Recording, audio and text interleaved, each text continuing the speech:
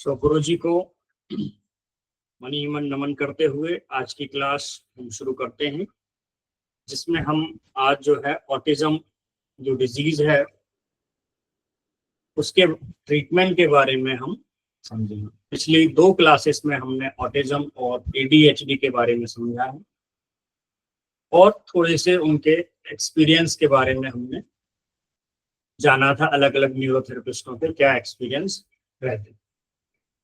आज की क्लास में हम न्यूरोथेरेपी ट्रीटमेंट और जो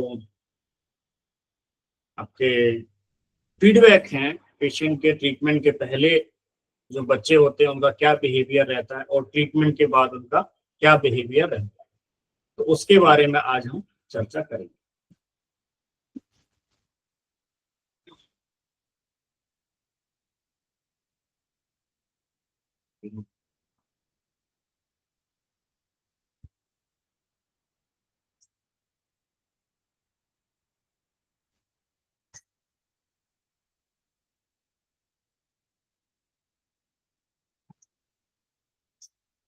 किसी को अगर क्लास में प्रॉब्लम हो रही तो वह लेफ्ट होकर दोबारा रिज्वाइन करके देखिए, तो शायद इशू नहीं आएगा।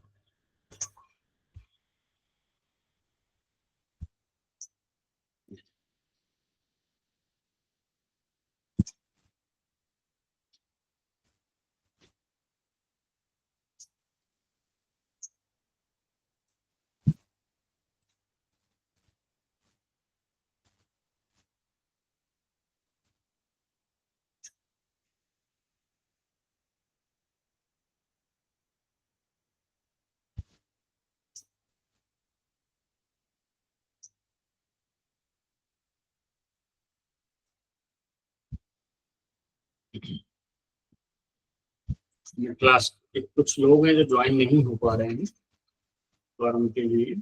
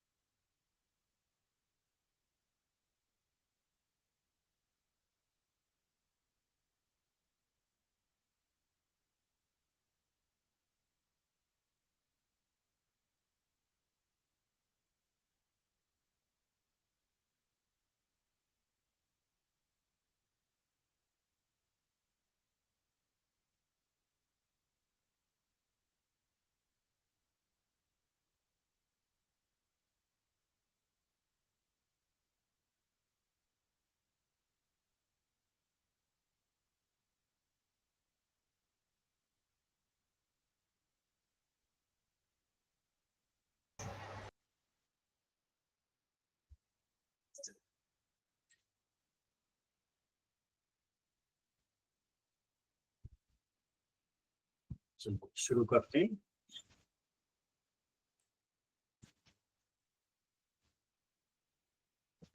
सबसे पहला जो आज सेशन का जो पहला सेक्शन होगा वो ट्रीटमेंट के बारे में होगा और उसके बाद फिर हम जो है फीडबैक के सेक्शन में जाएंगे, जहां पर हम अलग अलग न्यूरोथेरेपिस्टों के जो फीडबैक हैं, उन्होंने जो ट्रीटमेंट दिया उससे क्या फर्क पड़ा, इसके बारे में हम चर्चा करेंगे। तो जब भी आप किसी स्पेशल चिल्ड्रंस का ट्रीटमेंट करते हैं, चाहे वह ऑटिज्म डिजीज का बच्चा हो या एडीएचडी से रिलेटेड हो या सीपी चाइल्ड या जो डिलेड माइलस्टोन के बच्चे होते हैं, उन सभी में कुछ कॉमन फॉर्मूले यूज होते हैं और कुछ स्पेशल उनके डिजीज के अकॉर्डिंग यूज किए जाते हैं।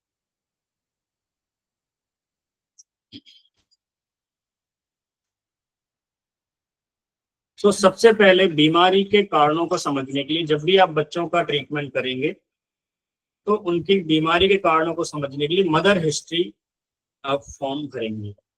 मदर हिस्ट्री से आपको पता चलेगा कि इस बच्चे में जो है प्रॉब्लम आने के क्या कारण रहे होंगे। और न्यूरोथेरेपी में ऐसा माना जाता है कि अगर प्रेगनेंसी के दौरान बच्चों में कोई प्रॉब्लम या माँ को कोई बीमारी आती है तो उसका असर बच्चे पर पड़ता है। और फिर गुरुजी की ये अनुपम खोज रही है कि उस बीमारी का ट्रीटमेंट जब बच्चों को देते हैं तो बच्चों की बीमारियों में भी बदलाव आ जाता है। तो इसी तरह से ऑटिज्म के केसेस में देखा गया है कि अगर माँ को प्रेगनेंसी के समय जो है एसिडिटी या स्किन डिजीज की प्रॉब्लम आती है तो बच्चों में जो है ऑटिज्म के चांसेस रहते हैं, या हाई बीपी की शिकायत हो इस तरीके से।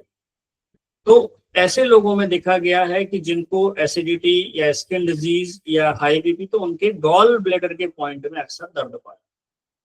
तो गुरुजी ने जब चेक किया तो गॉल में दर्द रहा, तो गुरुजी ने सिंपल जो है गॉल को पॉइंट का दर्द निकालने के लिए ट्रीटमेंट दिया गया। इसका डायरेक्ट फिजियोलॉजिकल एविडेंस नहीं है कि किस तरीके से काम करता है, पर ये अनुभव पर बेस्ड ट्रीटमेंट। तो जब हम न्यूरोथेरेपी में 9 गॉल ट्रीटमेंट देते हैं हाइपर एक्टिविटी को कम करने के लिए, तो बच्चों में हाइपर एक्टिविटी कम हो जाती है। तो इसका कोऑर्डिनेशन वहां से ये तैयार हुआ कि गॉल क्यों दिया गया, क्योंकि ऐसे बच्चों की माओ को जो है एसिडिटी या स्किन डिजीज की प्रॉब्लम प्रेगनेंसी के दौरान रही थी। इस वजह से जो है बच्चों में ये सिम्टम्स देखने को मिला, और फिर जो है उसका ट्रीटमेंट हमने गॉल ब्लैडर को एक्टिवेट किया तो बच्चों में हाइपर एक्टिविटी कम। तो ट्रीटमेंट प्रोटोकॉल के तौर पर अगर हम देखें तो किस तरीके से हम आगे बढ़ेंगे,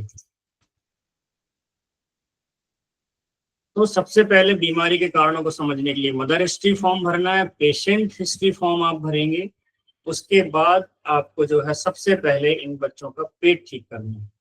अगर उनको कॉन्स्टिपेशन की शिकायत रहती है तो कॉन्स्टिपेशन को ठीक करने वाले जो भी फॉर्मूले हैं, जैसे round normal, left side treatment formula है, या नॉर्मल एज ए नॉर्मल है, 1 पॉइंट लीवर इनटू 6 है, ये आप डाइजेशन को ठीक करने के लिए दें। अगर बच्चे किसी तरह की दवाई ले रहे हैं, अक्सर ऐसे बच्चों में फिट्स भी देखने को मिलते हैं, तो उनकी मेडिकेशन चलती रहे, तो मेडिसिन का साइड इफेक्ट रहता है। तो आप शुरुआत करेंगे न्यूट्रल से, normal as a normal, 1 point liver into 6, inflammation treatment of kidney की। इस ट्रीटमेंट से आप शुरुआत कीजिए उनकी। अगर उन्होंने मेडिसिन ज्यादा खाई है, पेट उनका खराब है, लीवर स्लगिश है और कोई मेडिसिन साइड इफेक्ट है, तो इससे इन ट्रीटमेंट से क्या है वो साइड इफेक्ट भी निकल जाता है और बॉडी जो है तैयार होना शुरू हो जाती है। इतना देने के बाद भी अगर पेट की कुछ प्रॉब्लम रहती है तो फिर आप पेट के ट्रीटमेंट शुरू करेंगे, जो भी हमारे पेट के ट्रीटमेंट है, जैसे नॉर्मल एज ए नॉर्मल है, ओल्ड यूडीएफ है, वेटरनरी बॉल ट्रीटमेंट है, इस तरीके।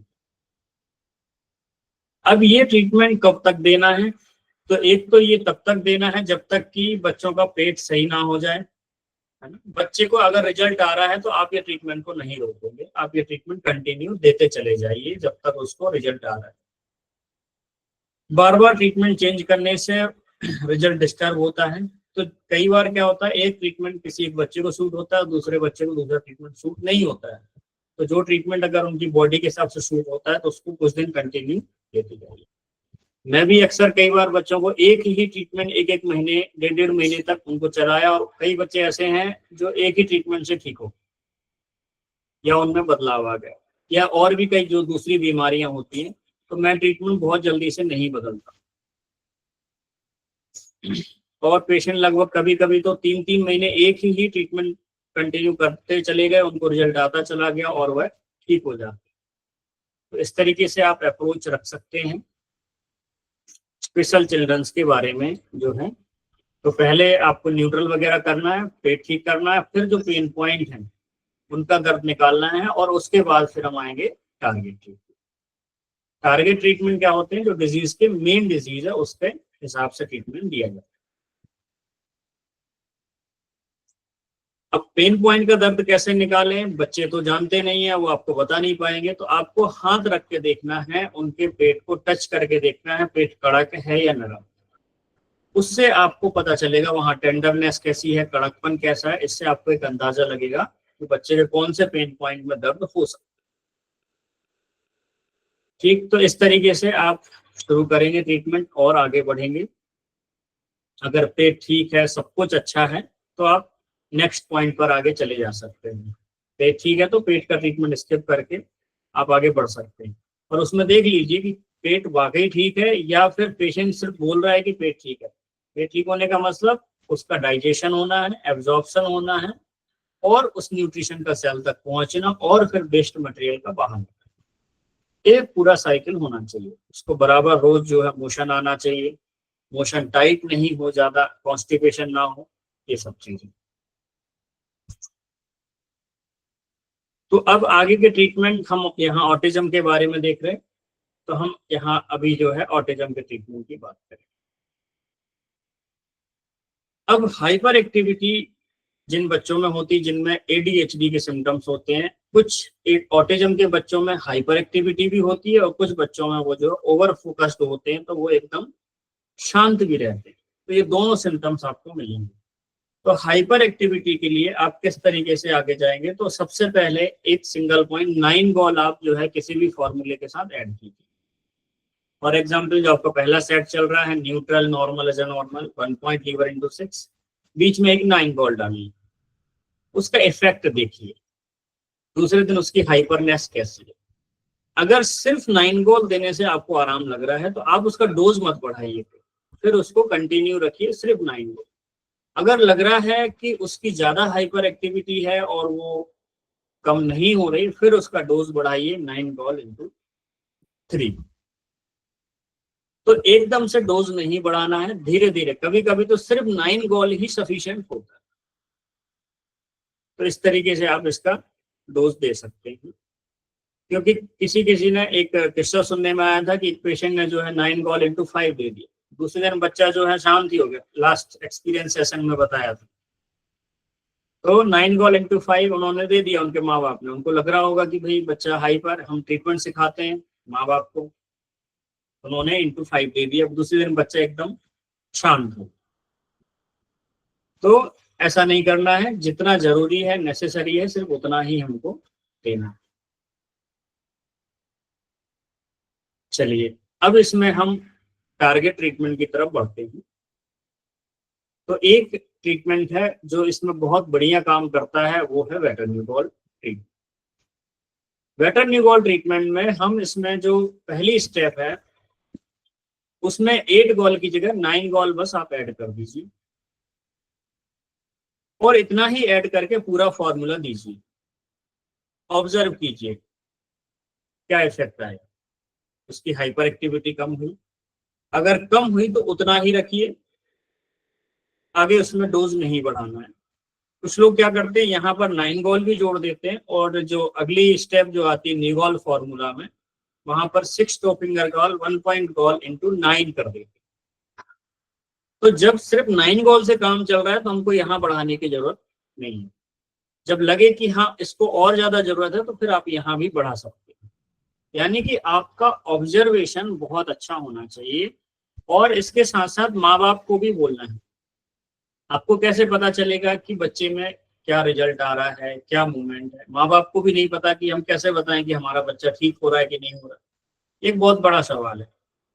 तो उनको आप बोलिए कि आप इसकी छोटी छोटी चीजें नोटिस कीजिए। डेली जब आप ट्रीटमेंट फॉर्म में ट्रीटमेंट लिखते हैं तो पेशेंट से पूछना है इसको नींद कैसी आई, मोशन कैसा आया, भूख कैसी लगी, कोई एक्टिविटी, कोई एक्स्ट्रा एक्टिविटी किया है क्या इसने, ठीक है।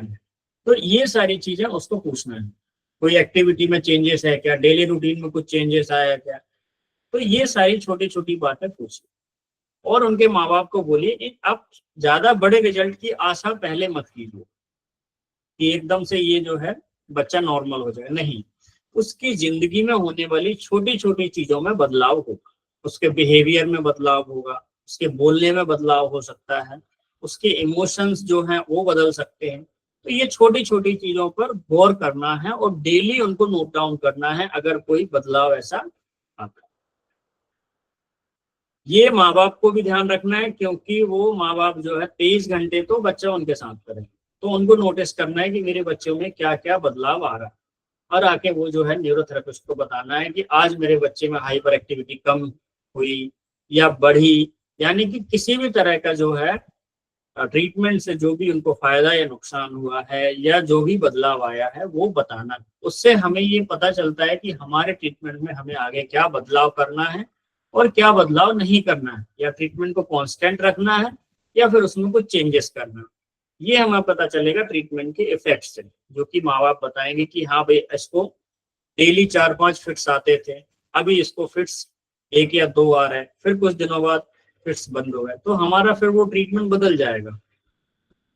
तो इस तरीके से छोटी छोटी चीजें आपने लिखनी है, उसी से आपको रिजल्ट पता चलेगा।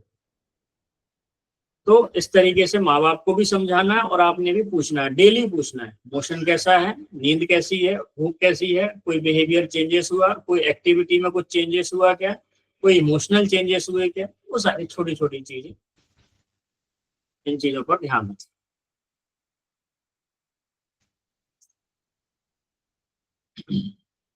तो ये पहला ट्रीटमेंट बताया, वेटरनी बॉल ट्रीटमेंट। फिर है इसमें अगला ट्रीटमेंट है,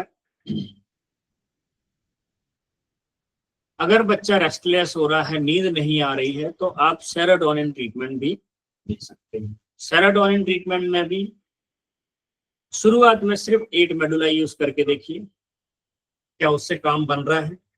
अगर उससे काम बन रहा है तो फिर आगे देने की जरूरत नहीं है, फिर 8 मेडुला उनके माँ बाप का उससे। अगर उससे काम नहीं बनता है तो फिर आगे उसका डोज बढ़ाइए, पूरा सेरोटोनिन फॉर्मूला दीजिए।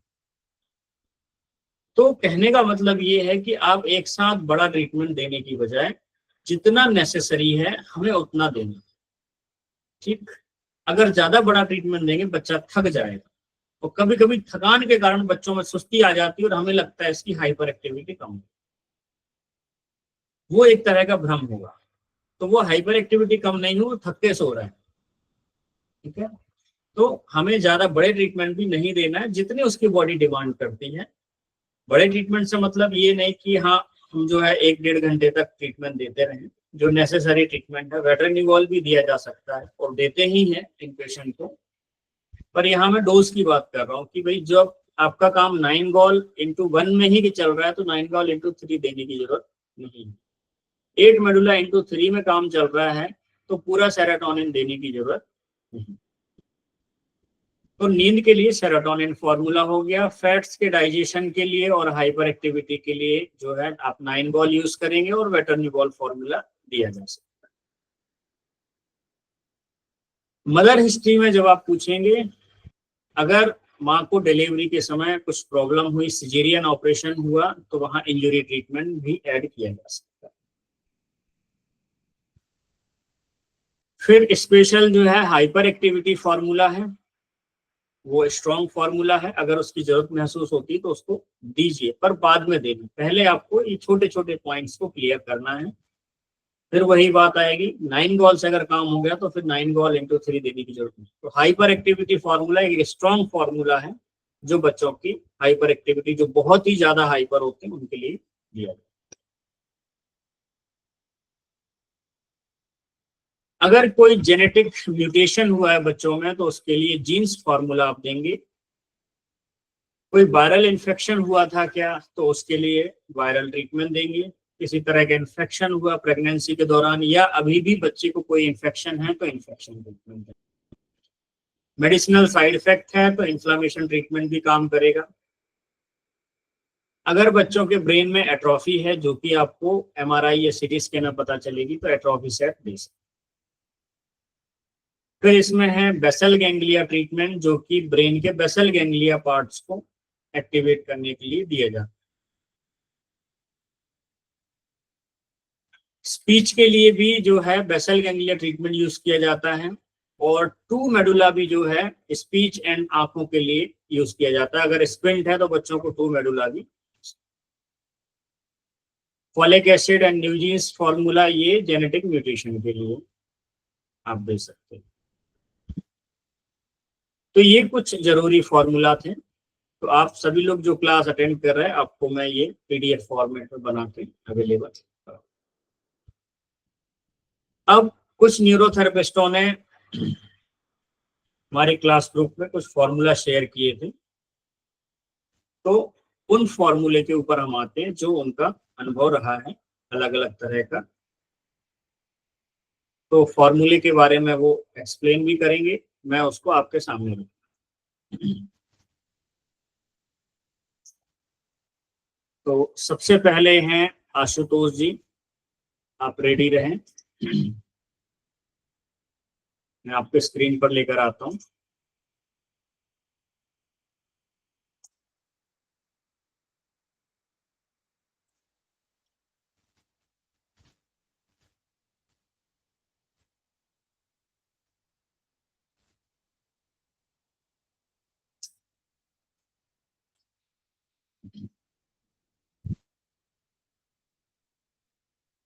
आशुतोष जी अनम्यूट कर लीजिए, और आपका मैं वीडियो ऑन कर रहा हूँ। सर नमस्कार। हाँ, एक मिनट, मैं आपका फॉर्मूला भी लेके आता हूँ सामने।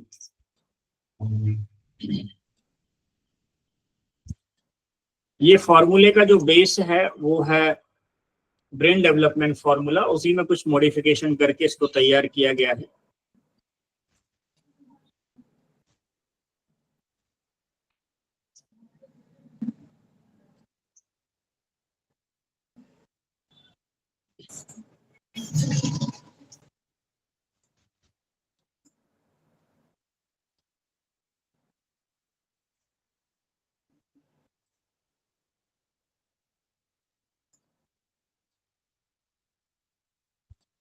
ओके, ये स्क्रीन पे फॉर्मूला है। इसके बाद मैं वो बच्चे का जो है वीडियो भी प्ले करूंगा। पहले आप इस फॉर्मूले को एक्सप्लेन कीजिए आशुतोष जी। सबसे पहले सर मैं आपका बहुत बहुत धन्यवाद कि मुझे मौका मिला कि मैं अपने पेशेंट के बारे में डिस्कस कर सकूं।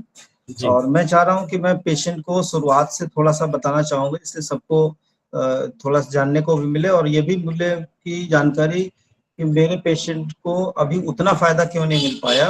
तो इसका भी मुझे शायद दूसरे से किसी से इसकी एक गाइडलाइन मिल जाए। जी। इसलिए मेरे पास जब पेशेंट आए थे तो ये 2022 में आए थे दिसंबर में। तो इनको मैंने पहले सब पूरा डिटेल लिया कि इस तरीके से, और इनको विश्वास दिलाया कि न्यूरोथेरेपी में पॉसिबल है ठीक होना, क्योंकि डॉक्टर ने इनको बोल दिया था कि ये केवल दवा जो अभी उपलब्ध है ये दवाएं ही चलेंगी। एक कार्बामेजिपिन चल रही थी, एक रेस्पिरेडिन, 2 दवाएं एक मनोचिकित्सक थे उन्होंने लिख दिया, बोले पूरे जीवन इसको खिलाना पड़ेगा, इससे ये सो जाएगा, बाकी इसका अभी कोई भी इलाज उपलब्ध नहीं। तो उन्होंने कई प्रकार की थेरेपी कराई, जिसमें फिजिकल थेरेपी और काफी चीजें थेरेपी होती है, स्पीच थेरेपी, हर प्रकार की थेरेपी उन्होंने करा के अपना प्रयास किया। तो फिजिकल थेरेपी में क्या है, वो खुद बोलते हैं कि वो बिल्कुल कमांडो ट्रेनिंग की तरह पूरा कराते थे। तो बच्चा जब 2-3-4 घंटे खूब थक जाता था तो वो थोड़ा सो जाता था, लेकिन उसकी कोई भी चेंजमेंट नहीं आ रहा था, और लगभग ये चीज ने 2 साल कराई। फिर जब वो मेरे पास आए तो उनको हमने पूरा बताने का प्रयास किया और विश्वास में लिया। दूसरा, हिस्ट्री में ये निकला कि उनकी मदर को जो था, उन्होंने काफी पिल्स खाई थी, जो कि प्रेगनेंसी रोकने की वो थी, उस तरह की पिल्स भी खाई थी। और साथ में उनको प्रेगनेंसी के समय पे वोमिटिंग काफी होती थी और मिट्टी खाने की इच्छा करती थी, ये सब चीजें होती थी। तो उनको हमने समझाया कि देखिए आपका बच्चा ठीक हो सकता है, लेकिन हमसे ज़्यादा मेहनत आपको करनी पड़ेगी। हम तो यहाँ पे घंटे 1 घंटे जो भी हम थेरेपी दे सकते हैं अपनी, वो हम देंगे।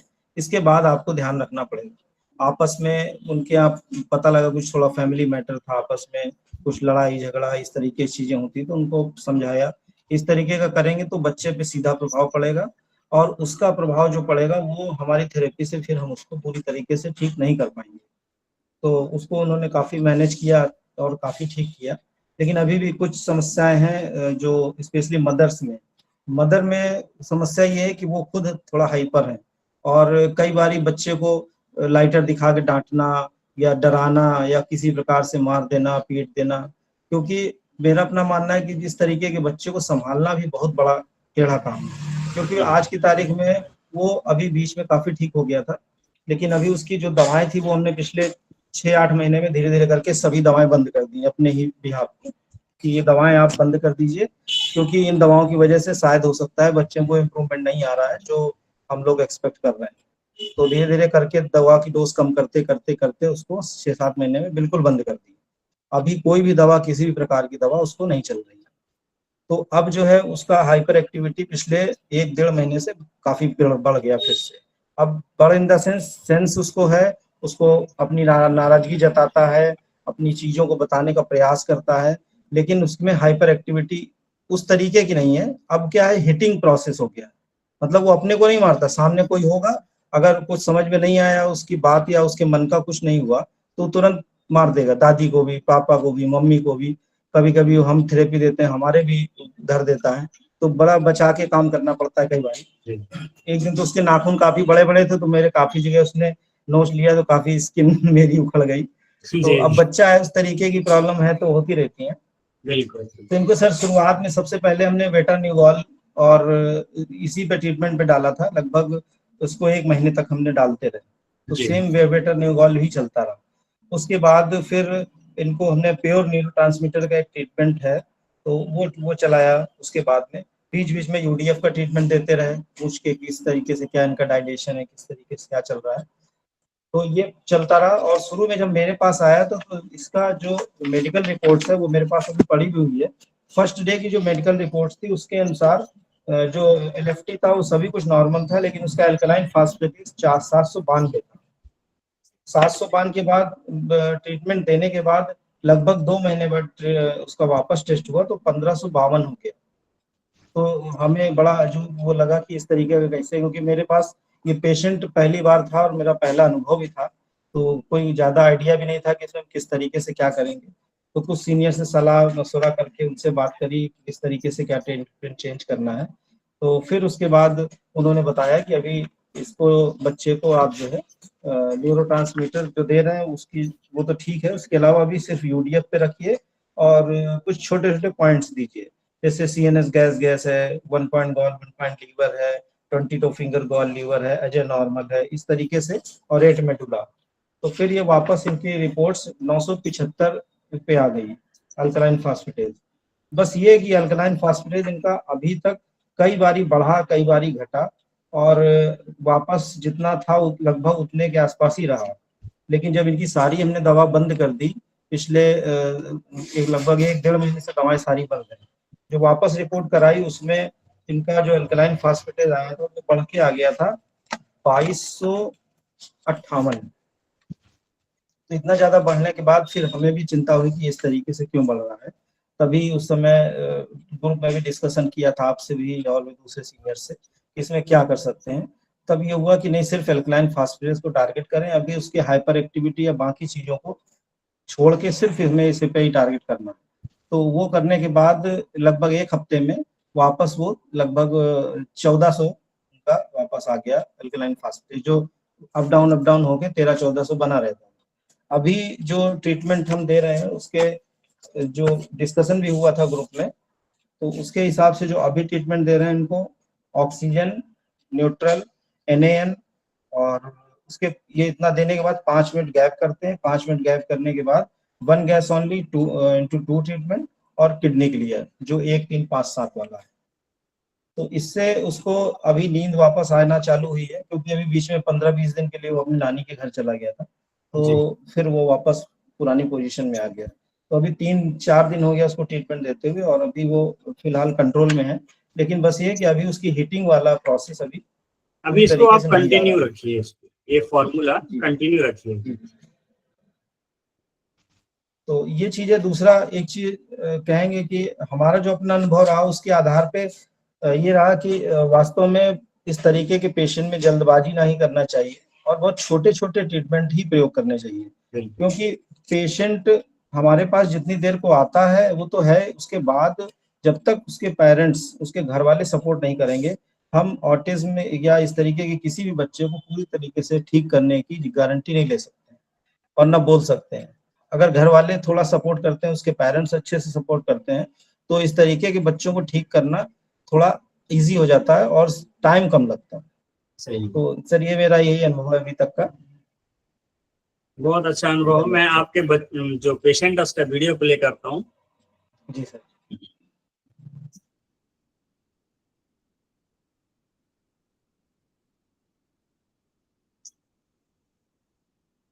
तो अभी मैं जो है इनके ट्रीटमेंट का पहले का वीडियो और फिर 6 महीने के बाद जो बच्चे में चेंज आया उनके पिताजी ने बताया है तो उसका प्ले करूंगा।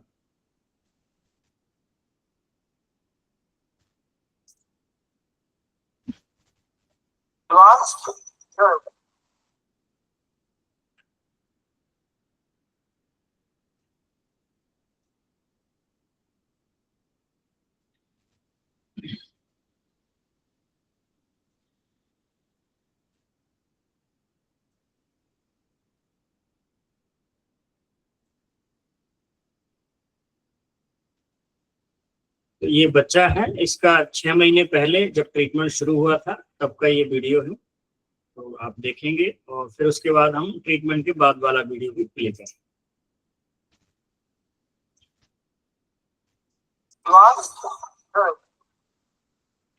क्या बात?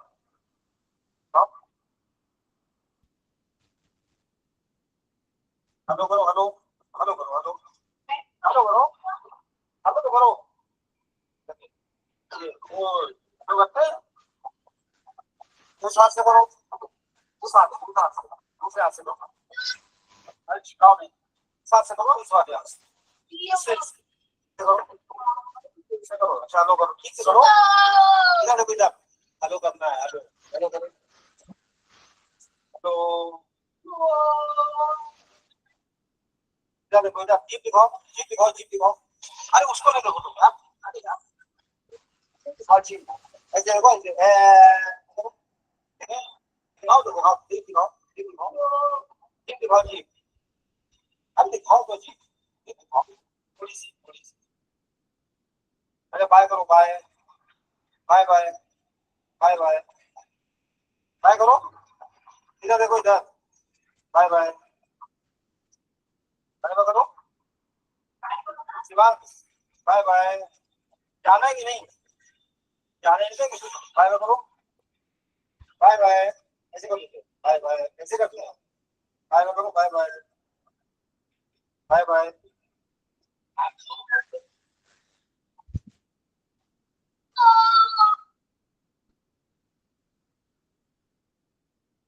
तो जैसा कि आपने देखा इस बच्चे में अटेंशन काफी ज्यादा पुअर है और ये बात को सुन नहीं रहा है।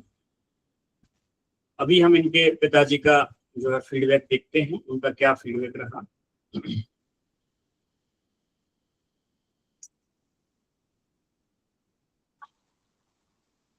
आप नाम बताएं उसका। बच्चे को प्रॉब्लम जो ऑटिज्म की पता लगी है, ये कब से आपको पता लगी थी? 3.5 साल तो डॉक्टर ने उसको देख के बता दिया था कि ऑटिज्म है, या उसकी कहीं जांचें हुई या कुछ हुआ था? उन्होंने बिहेवियर आई कॉन्सेप्ट को देख के टेस्ट कर लिया था। अच्छा, फिर उसके बाद फिर इलाज चला उसका? इलाज उसका एक मल्टीथेरेपी सेंटर लेके था, यहाँ पे एक्सरसाइज वगैरह कराते थे, तो ये थक जाता था, थोड़ा सुस्त हो जाता था। वहाँ कितने दिन चला इलाज? 2 साल। 2 साल। यहाँ पे भी आए हुए कितना टाइम हो गया लगभग? 5 से 6 महीने। पहले क्या स्थिति थी बच्चे की? पहले बच्चा कुछ भी नहीं सुनता था और बोलने का प्रयास तो करता ही नहीं था, और शारीरिक से भी उन चीजों को नहीं बताता था कि इसकी डेली इतनी डेली शारीरिक बताता है तो खुद जाके वहां से ले नहीं देता है। नींद कैसी थी पहले? नींद तो डॉक्टर साहब पहले इसकी ऐसी थी कि रात को भी चिल्लाने लगता था, 1 से 2 बार डॉक्टर था चिल्लाता था, तो पेशेंट आधे आधे घंटे तक वो इधर से उधर भागता था। अब ये रात भर सोता, पूरी पूरी नींद आती, दिन में भी सो जाता, दिन में सोता तकरीबन 4 घंटा है और रात में 10 घंटे की नींद लेता।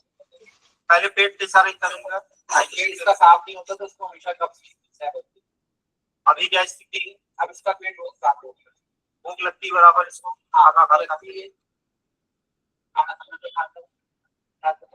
अब चीजों को समझने का प्रयास करने लगा है, थोड़ा करने लगा है। पहले की अपेक्षा अगर आप 100 में देखें तो 30 सुधार इसमें आया है। और क्या क्या इम्प्रूवमेंट दिखा? इम्प्रूवमेंट ये अब कम्युनिकेशन करने की कोशिश करता है, अपनी तरफ से लोगों को अप्रोच करना चाहता है, और पहले नहीं इसको घूमने के लिए ले जाते थे, इसका उसमें कोई इंटरेस्ट नहीं रहता, बस इधर उधर देखता था और अपनी दुनिया में करता। अब ये आप बच्चों भी है उन चीजों को देख के खुश होता है और एंजॉय करने की कोशिश। ठीक है, धन्यवाद आपका। इसी तरीके से थेरेपी चलती रहेगी और आगे चल के उम्मीद है कि बच्चा 100% ठीक हो, हम लोग का ये प्रयास रहेगा। और न्यूरोथेरेपी से आपको क्या उम्मीद लगती है, क्या है ये न्यूरोथेरेपी, क्या चीज है, तो समझ में आया अभी आपको? न्यूरोथेरेपी मेडिकल साइंस जो हम जानते हैं उससे बहुत बड़े, तो ये कहता है कि बच्चा ठीक नहीं हो सकता, बट न्यूरोथेरेपी के हिसाब से जो अब तक हो रहा है हमें लगता है साल होते होते ही ठीक हो जाएगा। 2024 में बच्चा स्कूल जाएगा तो ईश्वर ने चाहा तो सब कुछ अच्छा होगा और हम लोग भी ईश्वर से ही कामना करते हैं कि बच्चा जल्दी से जल्दी ठीक हो जाए और अपने नॉर्मल जीवन को अपना जीवन यापन करे। देखा आपने 6 महीने बाद बच्चे में कितना बदलाव आया, और माँ बाप के ये शब्द सुन के जो है कि न्यूरोथेरेपी सभी चिकित्साओं से कितनी अलग है और उनको उम्मीद है कि उनका बच्चा भी 100% ठीक हो जाएगा। इसको सुन के बड़ी प्रसन्नता मिलती है और हमें कॉन्फिडेंस आता है कि हम जो है एक भागीदारी बनते हैं किसी के जीवन को सुधार करने में, जहां पर कोई उम्मीद नहीं होती ऐसे पेशेंट के लिए। अभी ये बच्चे का ट्रीटमेंट चल रहा है जैसा कि आशुतोष जी ने बताया। ठीक है आशुतोष जी, आपका बहुत बहुत धन्यवाद, आपने अपना अनुभव शेयर किया और इनका फीडबैक आप लेके आए। इससे बहुत सारे पेशेंटों को उम्मीद मिलेगी, या जो भी न्यूरोथेरेपिस्ट और पेशेंट इस वीडियो को देखेंगे उनको काफी उम्मीद मिलेगी और वो भी जो अपने बच्चों को ठीक कर पाएंगे और न्यूरोथेरेपी की तरफ अप्रोच करेंगे। जी जी सर। चलिए अब हम नेक्स्ट हम लेते हैं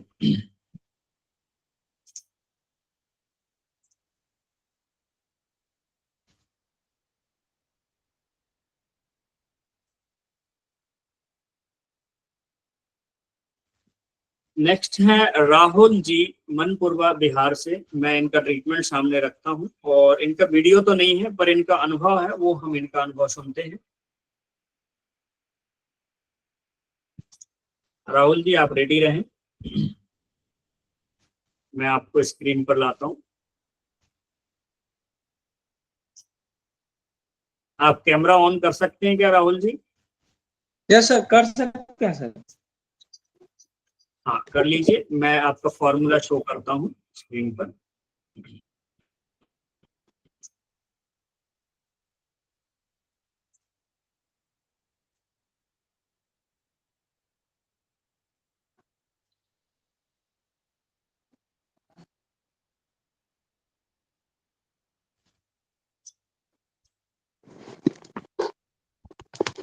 बाकी ये फॉर्मूले का पीडीएफ मिल जाएगा।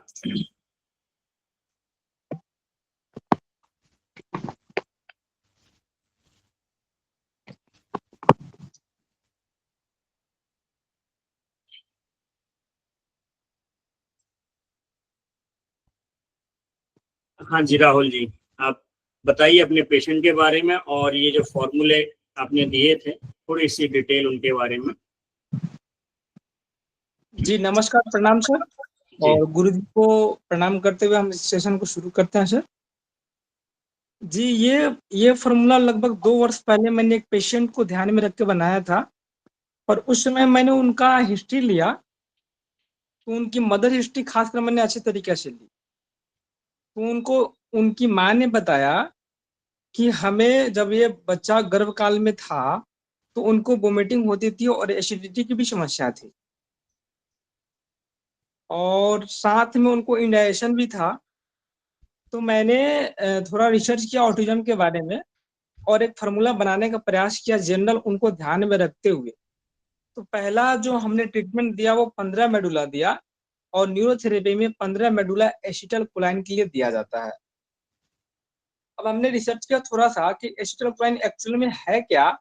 तो एसिटाइलकोलाइन एक न्यूरोट्रांसमीटर है जो ध्यान, नवीनता की तलाश, स्मृति में इसकी भूमिका होती है। और खासकर जो बच्चे किसी भी चीज को बार बार दोहराते हैं, जो खासकर ऑटिज्म में देखा जाता है, और व्यवहारिक जो सामाजिक गतिविधियां वो नहीं कर पाते, तो इसमें 15 मेडुला जो जिससे कि एसिटाइलकोलाइन बनता है इसमें अच्छा रोल करता है और वो चीजों को बैलेंस करता है। इसके बाद हमने दिया 2 मेडुला इंटू 6 ट्रीटमेंट, उसके बाद 17-18 घिसाई दिया ब्रॉडबैंड एरिया।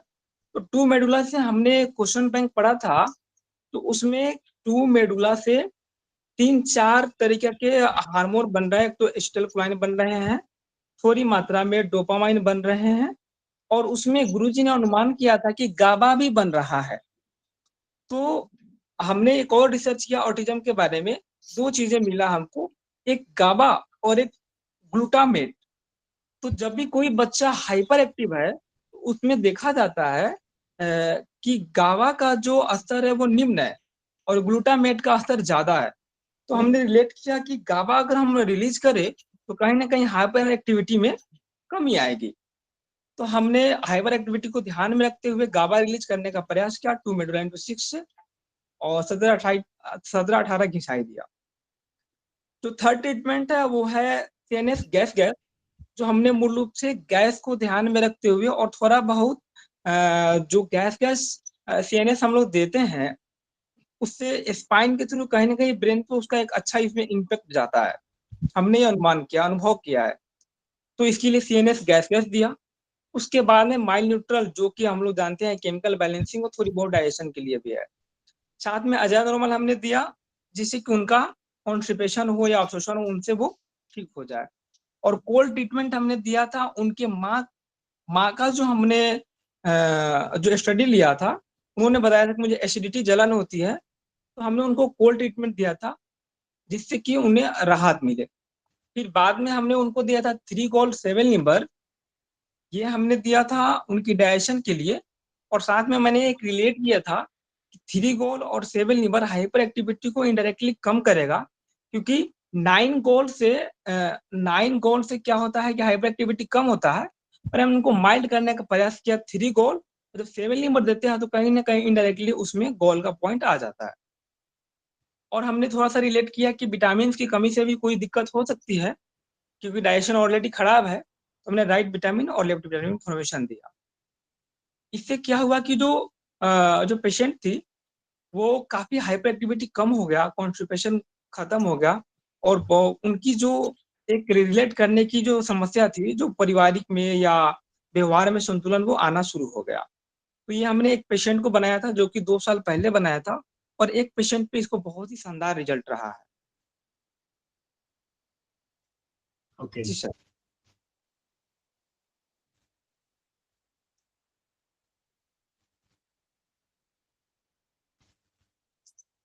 और सर ये जो सेकेंड ट्रीटमेंट है, तो 7 वर्षीय एक बच्ची थी, उनको डॉक्टर ने हाइपर एक्टिविटी, एक्चुअली में हुआ था कि उनको खांसी हो गया था सर।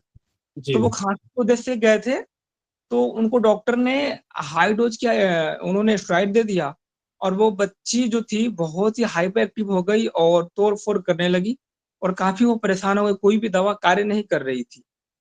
तो जब हम गए उनके पास, तो सर एक मिसिंग हो गया ट्रीटमेंट में, 5 मेडुला डबल, 15 मेडुला डबल और 5 मेडुला डबल है। ओके।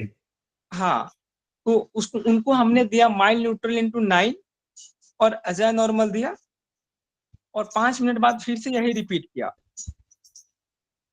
तो उससे क्या हुआ कि बच्ची सो गई, और मॉर्निंग जब उठी तो लगभग 70% रिलीफ था। ओके।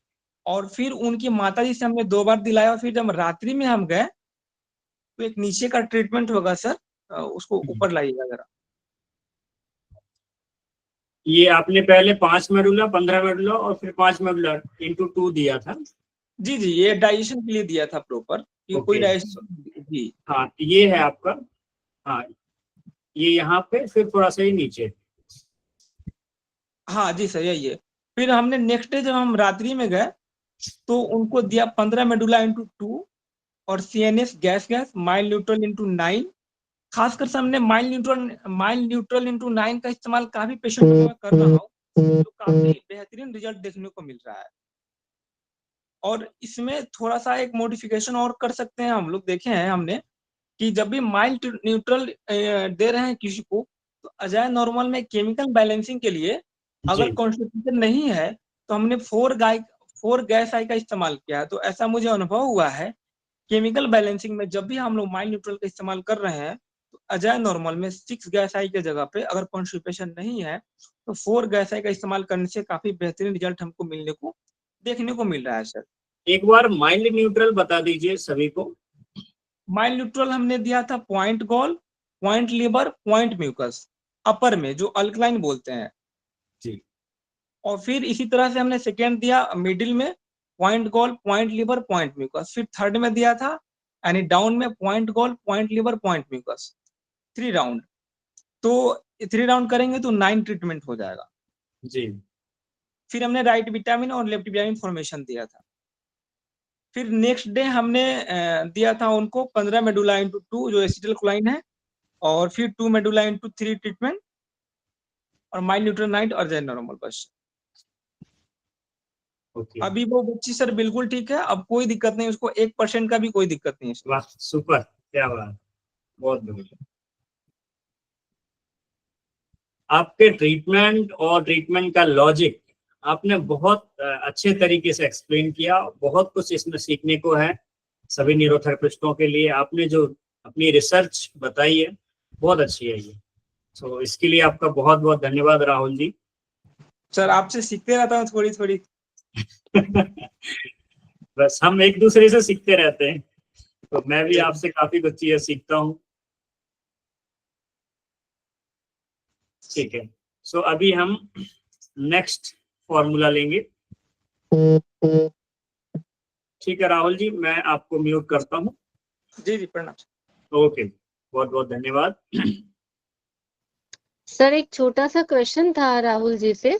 हाँ हाँ, पूछिए जी। राहुल जी, इसमें आप विटामिन फॉर्मेशन का एक बार बताएंगे क्या? यूजेस मतलब किस कारण से विटामिन फॉर्मेशन आपने डाला है इसमें?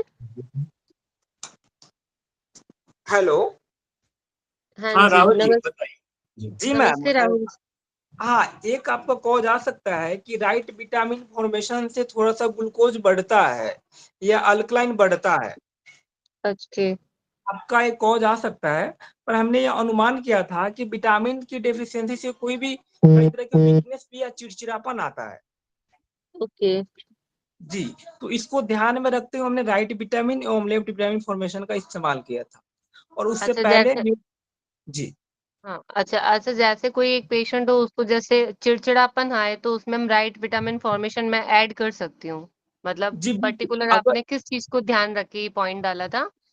पर्टिकुलर डायग्नोसिस की मूल बिंदु ये है कि अगर वो हम्म। बच्चा वीकनेस की वजह से अगर उनकी नर्व वीक हो या उनका डाइजेशन काफी लंबे समय से वीक है, तो हमने देखा है मैक्सिमम लोगों में नर्वस सिस्टम या वीक हो जाता है या बॉडी वीक हो जाती है, तो बॉडी कमजोर होने के बाद भी चिड़चिड़ापन ऑटोमेटिक आ जाता है। मेरी पर्सनल अनुभव है। ओके।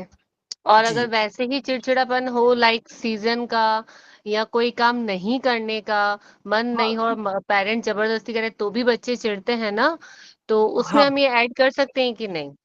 वो देखने उसमें के बाद सर। नहीं, उसमें ऑब्जर्व करेंगे, इस तो मैंने ऑब्जर्व किया नहीं है, पर वीकनेस ओके। की वजह से अगर आ रहा हो तो ये ओके। 100% वर्क करेगा और जैसे चिड़चिड़ापन ओके। खत्म होगा तो आप ओके। राइट विटामिन फॉर्मेशन को ध्यान से देने का प्रयास करेंगे कि अगर राइट विटामिन फॉर्मेशन देंगे तो हम्म। वीकनेस फुलफिल होने के बाद अगर राइट विटामिन फॉर्मेशन दिए तो कहीं ग्लूकोज का लेवल बढ़ेगा तो हाइपर एक्टिविटी बढ़ सकती है। ओके। जी ठीक है, सो थैंक यू। ये जो है आपको ट्रायल करके देखना पड़ेगा। जी जी सर जी। बिल्कुल बिल्कुल। जी thank you. Okay ma'am.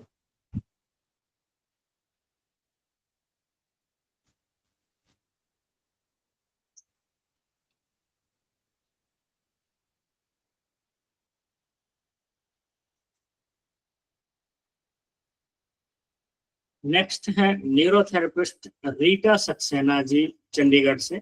Madam आप मौजूद हैं?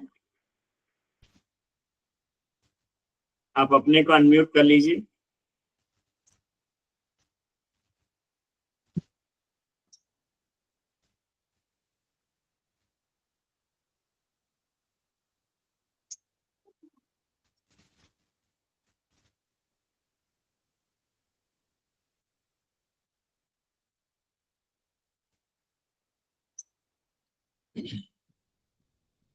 चलो, नमस्ते मैडम रीटा जी।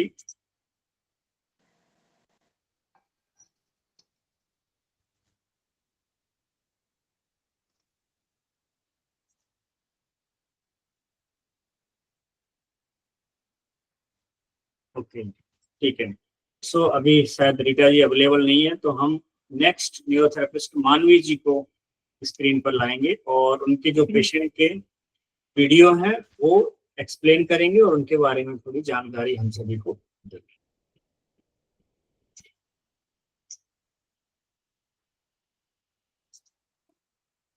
इसमें इसके पहले मैं कुछ फॉर्मूले और हैं जो ग्रुप में बताए गए थे, तो वो मैं आपको एक्सप्लेन कर देता हूँ।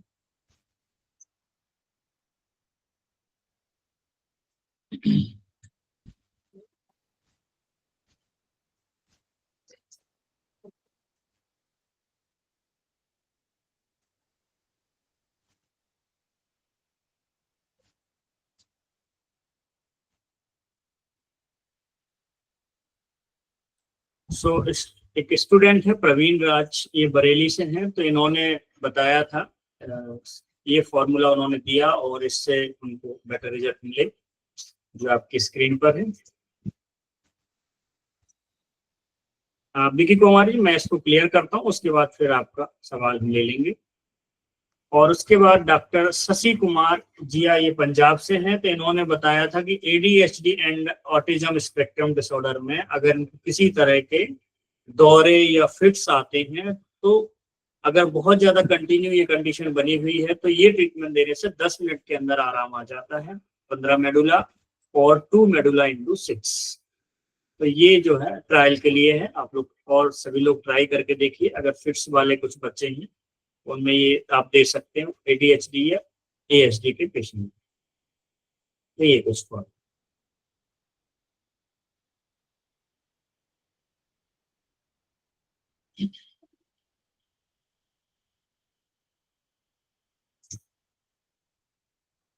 हाँ जी, बिप्पू कुमार जी, आप पूछिए, आप क्या पूछना चाह रहे थे, आपने हैंड रेज किया है।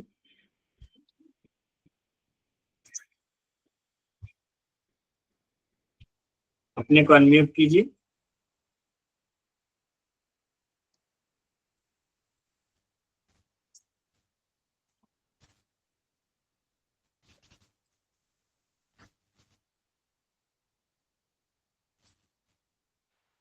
हाँ जी सर, मेरी आवाज आ रही क्या सर? जी आ रही, बोलिए। हाँ जी सर, आपको प्रणाम सर। जी प्रणाम। जी सर, वो मैंने जो ADHD सर पेशेंट को जो मैंने देखा है सर, मैं उसके बारे में डिटेल्स के बारे में कुछ शेयर करना चाहता हूँ। और जी सर मैं वीडियो इस बार वीडियो सर मैं दे नहीं पाया, क्योंकि ऑलरेडी एक बार एक किसी और के पास गया था, तो उसके पेरेंट्स ने इस चीज़ को मना किया था कि इस टाइप की बच्चे का वीडियो यूज ना हो इधर उधर, है ना। और सर कुछ वीडियो मैंने आपको एक पर्सनली भेजा भी है। तो सर ये जो बच्चा जो है सर, ये ADHD के हैं सर, जिसको मैं अभी देख रहा हूँ। हाँ, तो सर जिस जिस बच्चे को सर मैं जाता हूँ देखने के लिए, इसमें ना सर सबसे पहले हमें ये चीज़ देखना पड़ता है कि आज इसका मूवमेंट किस टाइप का है ना। घर में जो 24 घंटा बच्चा रहता है, थेरेपी देने के पहले सबसे पहले मैं उस बच्चे को जो मैंने देखा है कि कल के तुलना में आज इसका बिहेवियर कैसा है, गुस्सा है या हैप्पीनेस है ना। तो उस कंडीशन में सर जब मैं इसे शुरू में देखता था, तो पहले इन्होंने मेरे चेहरा पे कई बार स्पिटिंग भी किया था, लाते घुसे भी मुझे भी सर पड़े थे, जैसे कि आशुतोष सर ने बताया वैसा सेम मेरे साथ भी ऐसा हुआ। कई बार मुझे भी पीटा, यहाँ भी मार दिया, वहाँ भी मार दिया, फैट घुसे किसी भी एरिया में। हाँ, जी हमें हमें ना हमें उनके पेरेंट्स को कभी कई बार मैंने बोला कि इनका पैर दबाओ, तभी मैं ये थेरेपी कंफर्टेबल होकर दे पाऊंगा। तो फिर लास्ट में 1 महीना 2 महीना उनके पेरेंट्स ने भी काफी हेल्प किया, लेकिन धीरे धीरे धीरे धीरे फिर उस पे हमने फिर देखा कि चलो ठीक है, आज के डेट में है इनके पेरेंट्स, लेकिन कल के डेट में मे भी इसके पेरेंट्स कहीं यहाँ वहाँ चले जाते हैं, तो उस कंडीशन में हमें इसे कैसे हैंडल करना जी है ना।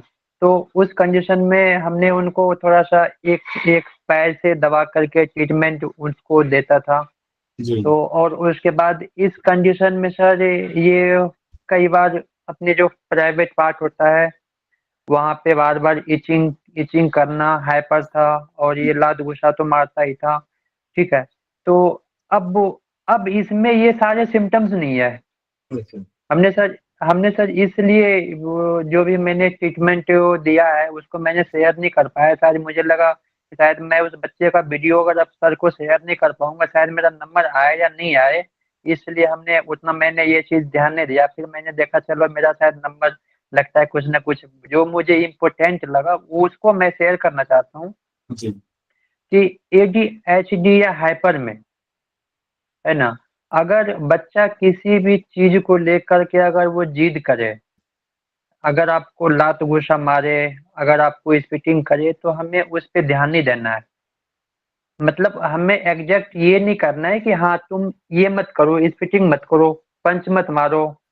ये अपने कभी कई कई बार अपनी पेरेंट्स को वो रिमोट उठा के फेंक के मार देते हैं, कुछ भी टॉयज को उठा के फेंक दिए, है ना। तो हमने जो चीज ये हमने देखा कि हमने उनको यही चीज बोला कि जब ये ऐसा करे ना, आप उस पे उस चीज को लेकर के सब्जेक्ट आप मत बनाओ कि हाँ मैं अभी उसको एक ही बार में कंट्रोल कर लूंगा या कर लूंगी। ठीक है, वो हमें उस समय अवॉइड करो। अगर वो उसके माइंड में कुछ गुस्सा है कि मुझे ये मतलब कुछ अजीब से हरकतें कर रहा है, तो आप उससे कुछ न कुछ पूछ लो।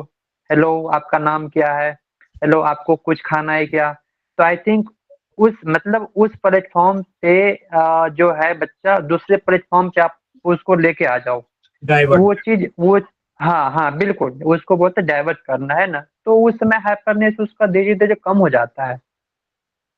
अगर बच्चा रो रहा है, थेरेपी लेने के लिए रेडी नहीं है, तो आप उससे 2 मिनट 4 मिनट पहले आप उससे बात पहले कर लो, कुछ पूछ लो, हाय हेलो के बारे में कुछ ABCD वगैरह पूछ लो। और सर ऐसे बच्चों का माइंड मैंने देखा इतनी इंटेलिजेंट है बच्चे ये, सर उल्टा उल्टा जो 100 काउंट होता है उसको इतना फास्ट में ये बोलता है कि शायद मैं अगर बोलो तो सर मुझे लिख लिख करके बताना पड़ेगा। 199 98 97 इतना फास्ट में बताता है। और वो ABCD को भी उल्टा इतना फास्ट में बोलता है। तो फिर हमने इस बच्चों को ऐसे मतलब वो 25% तो ऐसे ही वो कंट्रोल हो जाता है कि अगर हम उसकी बात को अनदेखा करके कुछ और डाइवर्ट करके और भी उसको थेरेपी दे, है ना, तो फिर अच्छा थेरेपी ये बच्चा लेता है। मेरा ऐसा खुद का एक्सपीरियंस है। ओके जी सर। और बाकी बात वो ये छोटा सा मैंने ट्रीटमेंट मैंने ये शेयर किया ही था। 2 पेन 1 पॉइंट WD और ABD सेटिंग वगैरह ये सब यूज करना ही पड़ता है। थोड़ा बहुत बच्चा को शांत, कई कई बार इसके साथ कुछ मिल के गेम भी खेलना पड़ता है। अगर ये बच्चा हाइपर होता है ना, तो इसके साथ मिलकर हमने गेम भी कई बार खेला। फिर उसको 2 मिनट के लिए उसके उसके साथ खेला, फिर उसके बाद ट्रीटमेंट भी हमने इसको डाला है। तो आराम से बच्चा है कि सर इतने जो मैंने आपको ये चीज बताया कि जो पहले इचिंग होता था इनका, पहले स्पिटिंग होता था, अब ये अब ये इतनी शांत होकर के ये थेरेपी लेता है। तो मैं आपको सर इस क्लास एंड होने के बाद मैं आपको वीडियो शेयर कर सकता हूँ पहले की और आज की। जी आज की भी हमने वीडियो बनाई थी, लेकिन मैंने पूछा उसकी पेरेंट्स से, तो उनकी पेरेंट्स ने मना कर दिया, नहीं सर ये अलाउ नहीं है, आपको थेरेपी कीजिए लेकिन बच्चा का वीडियो वहाँ हुआ नहीं डाला। तो इसलिए मैंने इस चीज़ को शेयर नहीं किया। लेकिन अभी कोई itching sir, hyper sir, spitting, और जो जो बच्चा आई टू आई कांटेक्ट नहीं करता था, आज वो अच्छे तरीके से कर सकते हैं। आई टू आई में सर उसका 60% कवर है। बहुत बहुत अच्छा सर, इतना है सर। 3 से 3.5 महीना इसको हमने बहुत पहले भी देखा था, बीच में किसी कारण से मैं गाँव साइड चला गया था बिहार, अभी फिर आया हूँ, तभी फिर मैं इसको कंटिन्यू देख रहा हूँ। तो अभी बहुत अच्छा रिजल्ट है। बिल्कुल सर, मेरा यही एक्सपीरियंस है। तो अभी वर्तमान में क्या ट्रीटमेंट आप दे रहे हैं उनको? सर अभी तो मैं उसको नॉर्मल है नॉर्मल, और sir left vitamin formation, left side treatment, round normal, ठीक है, बेटर प्लस न्यू गोल। और सर मैं इसको डाल रहा हूँ 9 गोल इंटू 1 पॉइंट लीवर इंटू 6, है ना। अभी भी सर उनका मतलब कह सकते हैं कि कुछ है, मतलब पेरेंट्स में भी कुछ लेजीपन है। अगर मैं उसको ये चीज बोलता हूँ कि बच्चा चबाता है कि नहीं चबाता है, तो सर वो चबा नहीं पाता है, तो क्यों नहीं आपने उसको सिखाया नहीं किया? बोलते सर मुझे डर लगता है कहीं उसके कुछ गले में फंस नहीं जाए। मैंने बोला नहीं, आप इसको गोद में बैठा करके आराम से आप उसको छोटी छोटी बाइट दो आप, ताकि ताकि वो बैठ करके चबाए, सही है है। ना। और तो कुछ हार्ड तो देना है नहीं, रोटी की बाइट ही खिलाना है, तो छोटा छोटा टुकड़ा दो ताकि उसको पता चले। जी।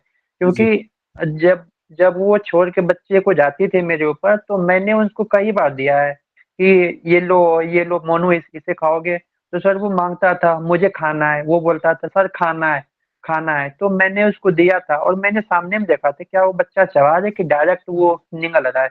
लेकिन वो सामने में थोड़ा थोड़ा मतलब ऐसा हाँ किया, और एक बार में अंदर। फिर मैंने बोला नहीं, उसको इस तरह से चबाओ, हाँ, तो वो दिखाना चबा पड़ेगा। कर, हाँ हाँ, फिर मैंने उसको दिखाया कि इस तरीके से दबाओ, तो फिर वो इस तरीके से वो किया, फिर वो अंदर लिया। फिर मैंने दूसरे दिन मैंने उसके पेरेंट्स को बताया कि आप दीदी थोड़ा सा आप इसको थोड़ा सा सही तरीके से खाना खिलाने के लिए आप इसको ध्यान दो, ठीक है, आप वो थोड़ा लेजीपन कर रहे हैं आप।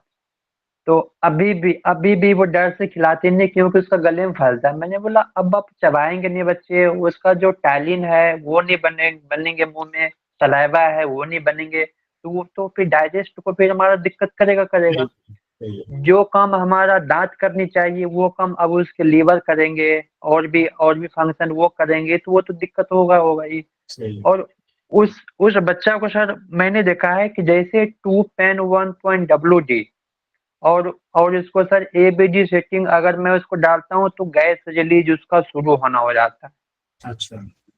गैस रिलीज अभी भी सर करता है। जब मैं उसके पेरेंट्स को बोलता हूँ क्या ये आपका बच्चा का पेट साफ हो जाता है कि सुबह में, तो वो कहती है कि हाँ सर साफ हो जाता है। मैंने बोला नहीं, एकदम नहीं हो सकता। जब मैं उसके नाभि के आसपास में टच करता हूँ तो वो सर हार्डनेस वो मुझे दिखता है, और इसका WD एरिया ना वो पूरा ब्लॉक सा टाइटपन है।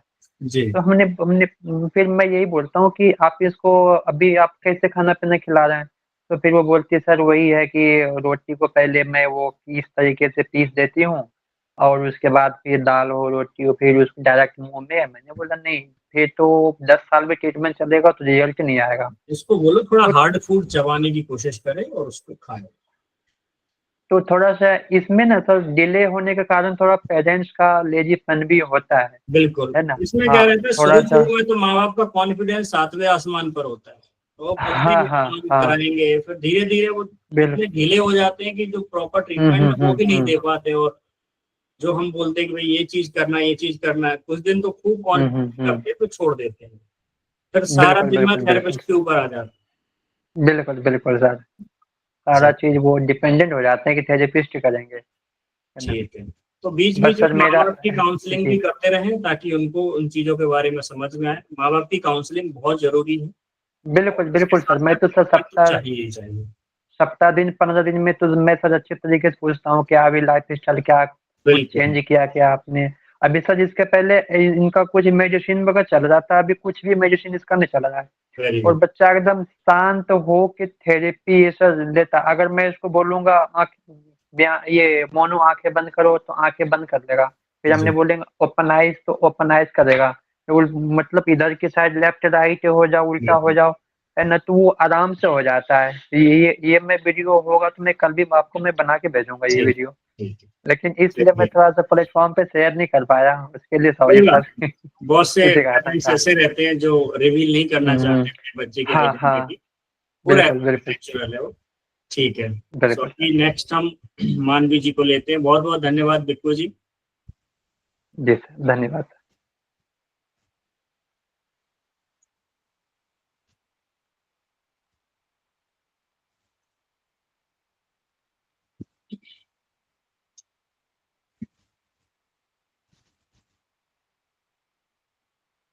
सो पहला वीडियो हम इसमें देखेंगे ऑटिज्म चाइल्ड का। यहाँ पर हमने जो है 3 बच्चों का फीडबैक मानवी जी लेके आए हैं, और इसमें ऑटिज्म, ADHD और डाउन सिंड्रोम। तो हम पहले ऑटिज्म के बारे में देखेंगे। ऑटिज्म के 2 बच्चे हैं, तो दोनों के बारे में। सर 4 वीडियो है। 4 है, हाँ 4 वीडियो। हाँ जी। जी।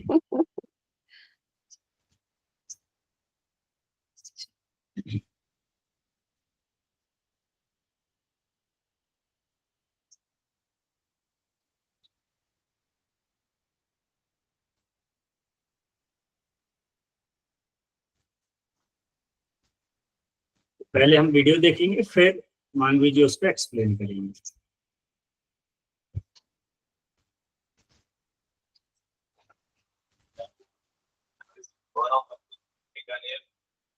मेरा नाम सत्तू माथुर है और ये हमारा चाइल्ड है विकास माथुर, ये 12 इयर्स का है और ये ऑटिस्टिक चाइल्ड है।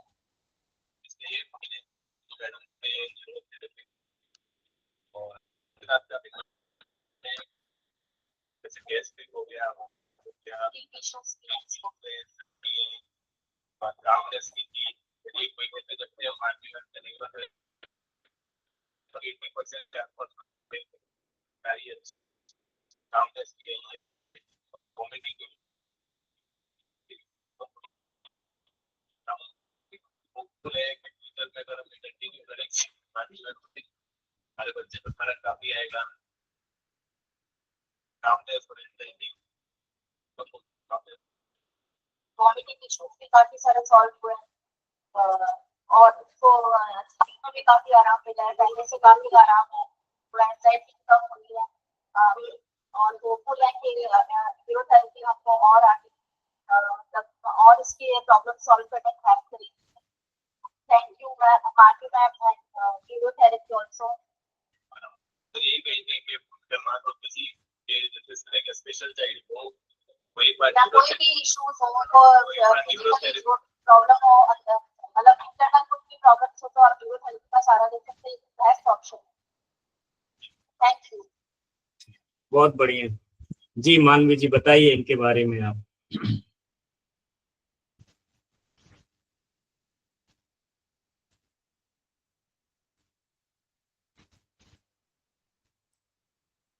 हेलो, हाँ जी आवाज आ बोलिए। रही है सर? हाँ जी, हाँ जी, आ रही है। सबसे पहले हमारे आदरणीय गुरुजी को मेरा प्रणाम और हमारे शिक्षक गुरु समान शिक्षक को मेरा प्रणाम और सभी न्यूरोथेरेपिस्ट ब्रदर एंड सिस्टर को मेरा नमस्ते। आज मैं आपके सामने आज की क्लास में मेरे जो 4 बच्चों को मैं अटेंड कर रही हूँ, 5 बच्चे थे बट एक आउट ऑफ स्टेशन है तो वो नहीं दे पाए। बाकी के 4 बच्चे हैं, उनमें से एक ऑटिज्म है, 2 ADHD, एक डाउन सिंड्रोम है।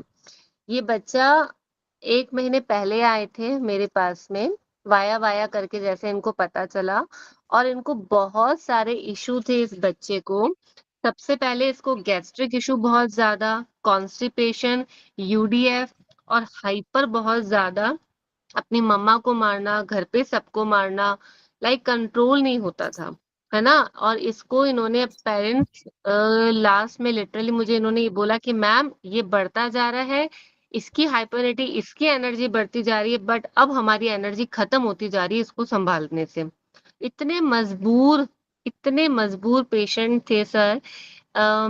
तो मैंने उनको, जब मैं इस बच्चे के पास गई तो वो मुझसे डर रहा था, मेरे पास नहीं आ रहा था।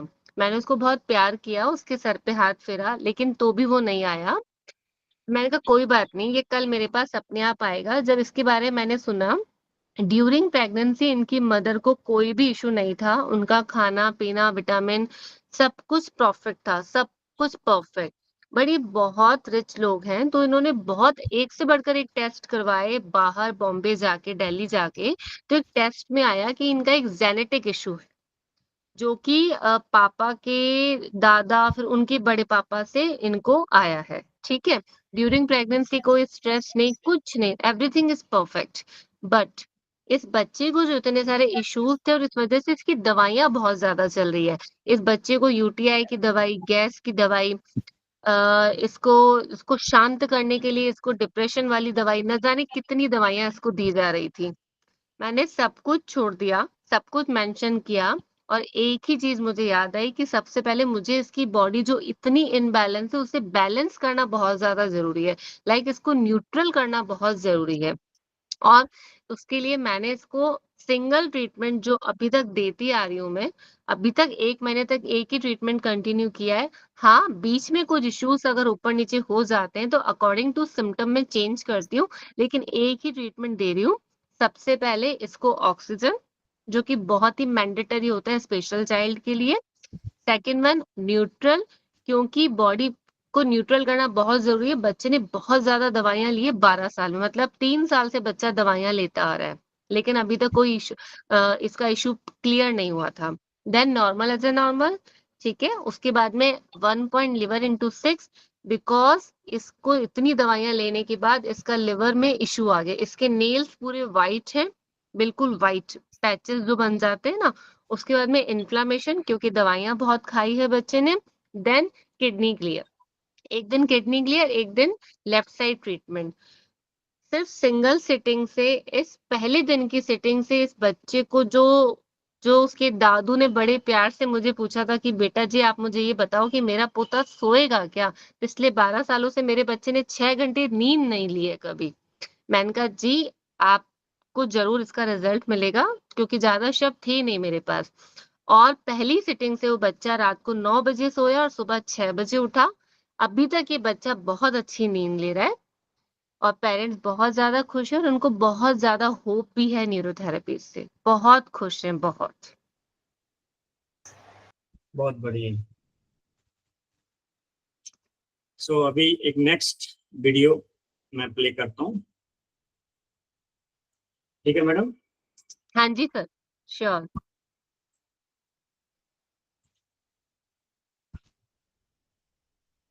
ये भी ऑटिज्म का बच्चा है।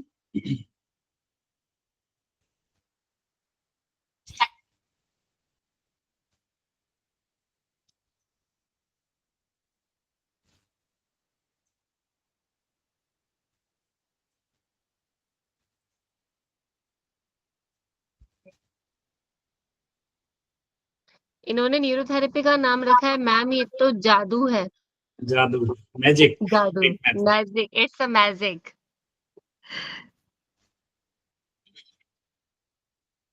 बाकी आपको मेरे दूसरे पेरेंट्स बता ही देंगे। जी, तो अभी हम एक और फीडबैक देखते हैं। ये पेशेंट है, इन्होंने न्यूरोथेरेपी ट्रीटमेंट लिया और उनका क्या अनुभव रहा न्यूरोथेरेपी के बारे में, और अपने बच्चे में क्या क्या उन्होंने बदलाव देखे। हेलो, नमस्ते, मेरा नाम दिव्या है और ये मेरी डॉटर है परी। और मुझे न्यूरोथेरेपी लेते हुए मालवी मैम से 6 मंथ्स हो गए हैं और मुझे न्यूरोथेरेपी से बहुत अच्छा इम्प्रूवमेंट मिला है। सबसे पहले तो इसकी जो कॉन्स्टिपेशन थी, बेसिक चीज जो कि ये 7 डेज तक पॉटी नहीं करती थी, ये अब डेली पॉटी करती है और इसके सेंसेस भी इम्प्रूव हुए हैं।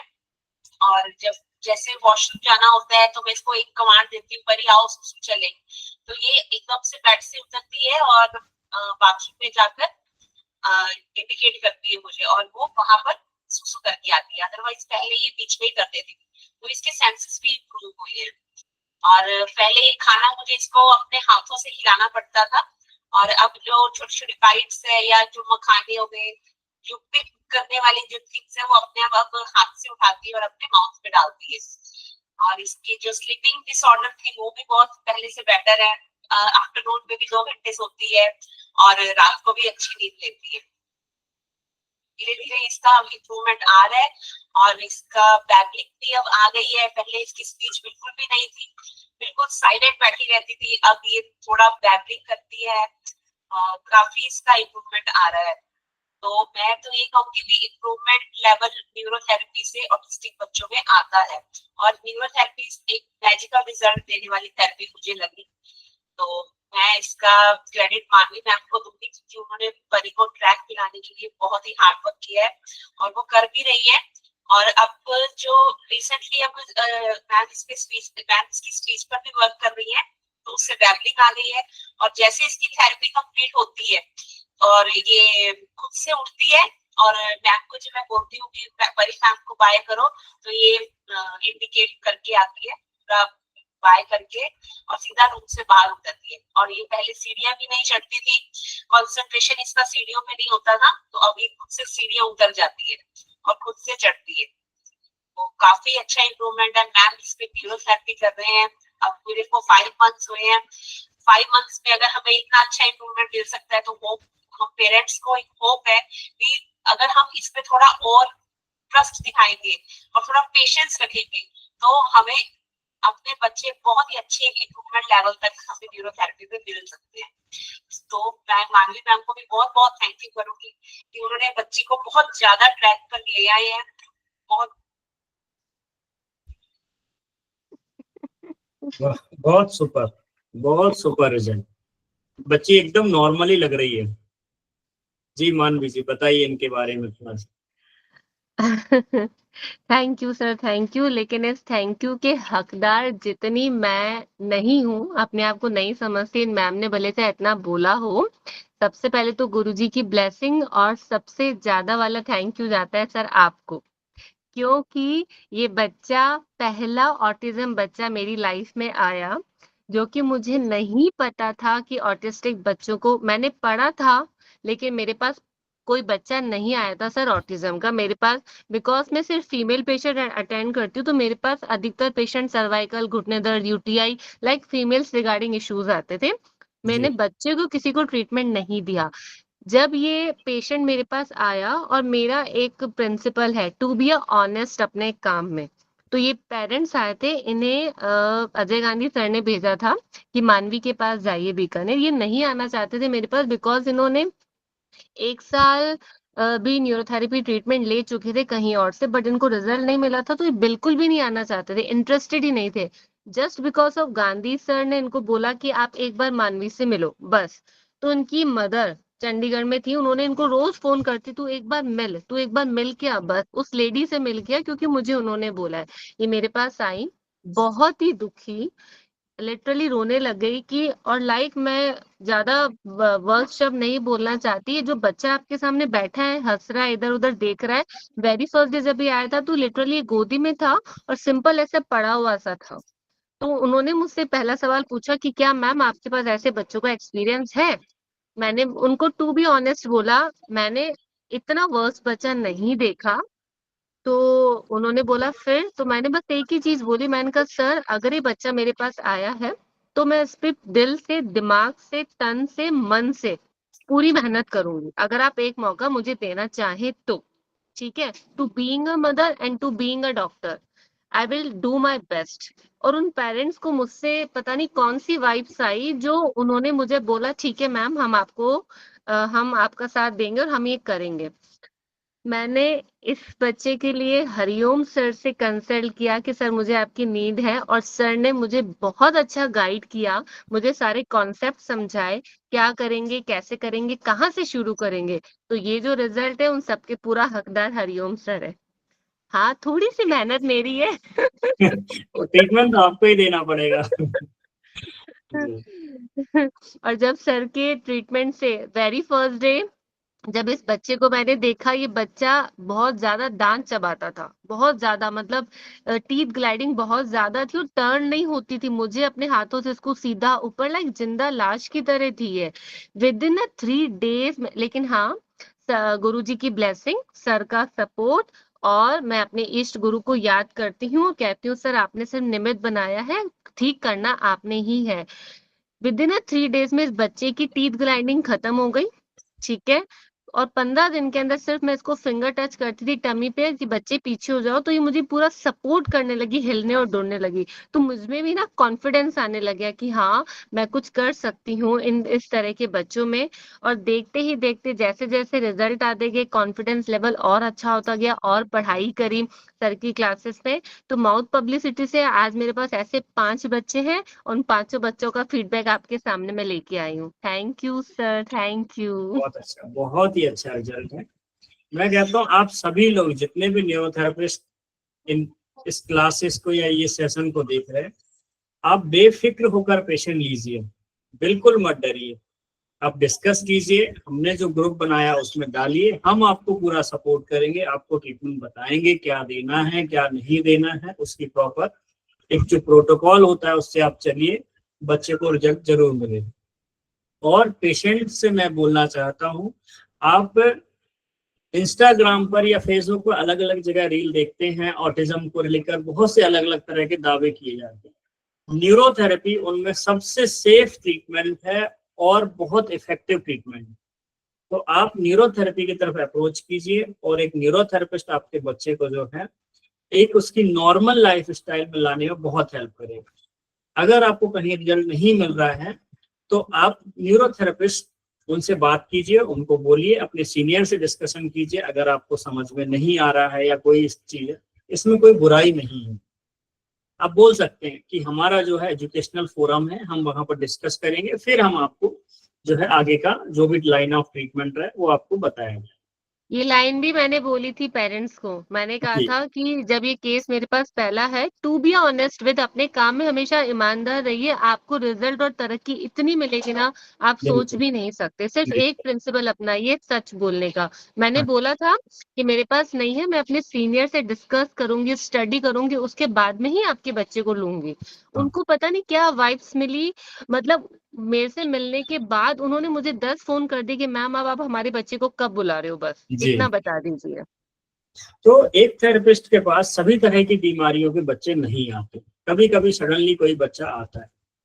तो अक्सर पेशेंट पूछते हैं आपने ये केस ठीक किया है क्या? तो आप यस बोलिए उनको कि हाँ मैंने ठीक नहीं किया, लेकिन मेरे पास ट्रीटमेंट, मैं ट्राई कर सकता हूँ, मैं दे सकता हूँ। जी और जब हम ट्रीटमेंट देंगे, अगर मुझे कुछ समझ में नहीं आएगा तो हमारा अपना एक रिसर्च ग्रुप है, हम उसमें एजुकेशनल चीजें डालते हैं, वहां से मैं आपको जो बेस्ट ट्रीटमेंट हो सकता है वो हम आपको प्रोवाइड करेंगे और आपके बच्चे को हेल्प करेंगे। एग्जैक्टली तो ये चीजें साफ साफ एग्जैक्टली बोल दीजिए, मैंने देखा है या नहीं देखा, और मैं बोल दूं कि मैंने 50 बच्चे देखे हैं, तो ये खुद को भी भ्रम में डालने वाली बात है, पेशेंट को भी भ्रम में डालने वाली बात है। तो सीधा सीधा बोलिए मैंने ठीक किया है या मैंने नहीं किया है। नहीं किया है तो मैं करने की पूरी कोशिश करूंगा, क्योंकि ट्रीटमेंट गुरुजी बनाकर गए हैं, बस अब हमको उनको देना है ना।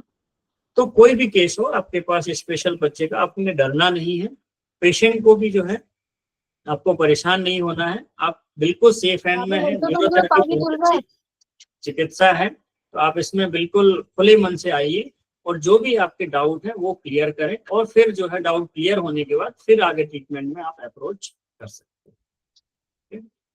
चलिए अब हम नेक्स्ट वीडियो देखते हैं।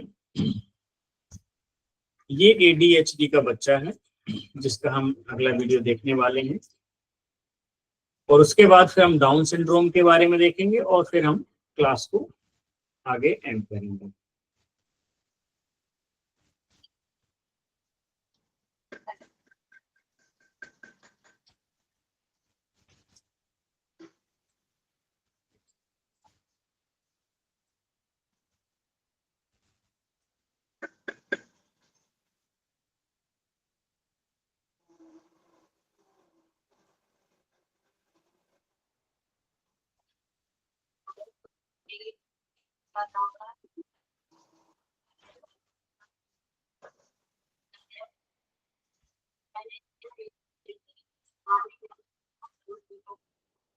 काफी सुबह हुआ है, पहले इस पास आंसर से पहुंची हुई था, अभी मैंने मालूम करने के लिए वो इस थोड़ा फेस होने लगा है, और ये कहती पत्थर बहुत ज्यादा टूटता था, वो चलने लगा है।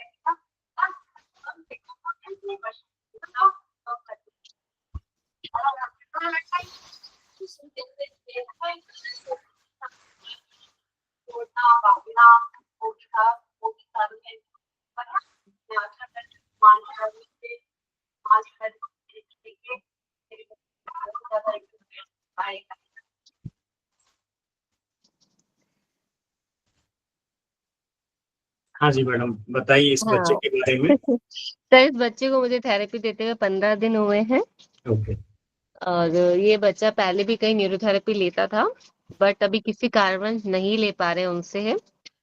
बस माइनस पॉइंट ये था कि इसके बेस पे काम नहीं किया, ये बाय बर्थ ही ये कॉन्स्टिपेटेड है, मतलब जब ये मदर फीड करता था तब भी ये फ्रेश नहीं होता था, ओके 7-8 डेज में ही फ्रेश होता था। और जी डॉक्टर वो एक पानी आता है, क्या बोलते हैं उसको, वाटर गैस, एक पानी आता है सर, एक वाटर आता है, मुझे एग्जैक्ट वर्ड नहीं आ रहा है, डॉक्टर ने वो इनको परमानेंट बॉटल दे रखी है, अच्छा।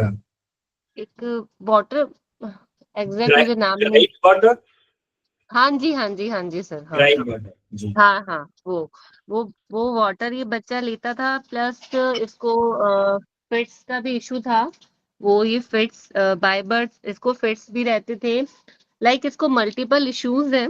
ठीक है, जो उन्होंने थेरेपी ली, जिससे भी ली, उससे इनका सिर्फ एक ही इशू ठीक हुआ कि ये बच्चा ना हाथ छुड़वा के घर से भाग जाता था, 4 बार गुम हो चुका है। जी तो 1.5 साल थेरेपी लेने का सिर्फ एक रिजल्ट इनको ये मिला कि वो बच्चा अब भागता नहीं है, लाइक थोड़ा सा इसका हाइपरनेटिक कम हुई है, नॉट प्रॉपर, नॉट 100%, बट ये है कि भागने वाला किस्सा खत्म हो गया है। ओके, जी जी अभी इसके इश्यूज ये हैं कि ये 8-8 9-9 दिन तक फ्रेश नहीं होता है ना, जी और जो उसको मदर है उसको फिट्स की दवाई भी देती है और इसको फ्रेश होने की दवाई भी देती थी। और मेरे जी पास जो भी बच्चा आता है तो मैं वही आप ही की बातें याद है हमें अच्छे से कि हमें बेस पे काम करना है, पेट, और गुरुजी का एक ही वचन, पेट ठीक तो सब ठीक। सर ठीक है, तो मैंने सिर्फ इसके अभी एक ही चीज पे कंसंट्रेट कर रही हूँ मैं, इसके पेट पे। अगर ये बच्चा 8 ने 9 दिन फ्रेश नहीं होगा तो सोचिए कि इसके इंटेस्टाइन में कितना इन्फेक्शन होएगा। तो मेरा, और मैं एक ही सिटिंग देती हूँ। इसकी मदर को मैंने 9 गोल सिखाया है 1 टाइम देने के लिए। ठीक है, क्योंकि ये बहुत हरकतें उटपटांग सी बहुत ज्यादा हरकतें कर रहा है, करता है जो मैं नहीं शेयर कर सकती, सॉरी उसके लिए। तो 9 गोल इसकी मदर को सिखाया और मैं इसके बेस पे काम कर रही हूँ ताकि इसका कॉन्स्टिपेशन ठीक हो, जो कि बहुत ही ज्यादा सीवियर है। कॉन्स्टिपेशन ट्रीटमेंट देने से ये बच्चा रोज फ्रेश हो रहा है, बट थोड़ी थोड़ी क्वांटिटी में दिन में 4 बार होता है, बिकॉज इसका सिटिंग नहीं है ना। सही है। आई हो, हाँ जी सर। अभी 15 दिन में अगर ये रिजल्ट है कि बच्चा जहाँ एक बार भी फ्रेश नहीं होता था, एक दिन में 4 बार फ्रेश होता है, तो this is very good sign, in a right track. Next, इस बच्चे का दूसरा माइनस पॉइंट कि थूकता था दूसरों के ऊपर, पूरे दिन थूकता था, मम्मी पापा सबके ऊपर थूकता था। 15 दिन के अंदर इस बच्चे ने 80% थूकना बंद कर दिया है, नहीं थूकता है। तो उसके पापा को बहुत उम्मीद बनी है कि मैम, हमें बहुत आशा है कि आप हमारे बच्चे के साथ बहुत अच्छी मेहनत करेंगे और हमारे बच्चे को आप जल्दी से जल्दी ठीक करेंगे। तो इन सब में मुझे आप सब लोगों की ब्लेसिंग चाहिए, की ब्लेसिंग। Thank you. ये बच्चा भी जरूर ठीक होगा, बस बेसिक चीजें क्लियर करते जाइए, टाइम हाँ देना जी, पड़ेगा उनको हाँ जी सर। और उनको पूरा साथ देना पड़ेगा, बाकी न्यूरोथेरेपी से ये बच्चा जरूर ठीक होगा। हाँ जी सर, हाँ जी। तो अभी हम लास्ट वीडियो देखते हैं। डाउन सिंड्रोम के इसमें हम 2 वीडियो देखेंगे, इनका फर्स्ट एंड सेकंड 2 पार्ट में इन्होंने भेजा। सर वो सेकंड, सेकंड वाला ही मैं चलाता हूँ। नहीं नहीं, आप चला लीजिए भले सर, फर्स्ट भी चला लीजिए। ओके। बच्चा अच्छे से दिख रहा है इसमें, बहुत क्यूट है।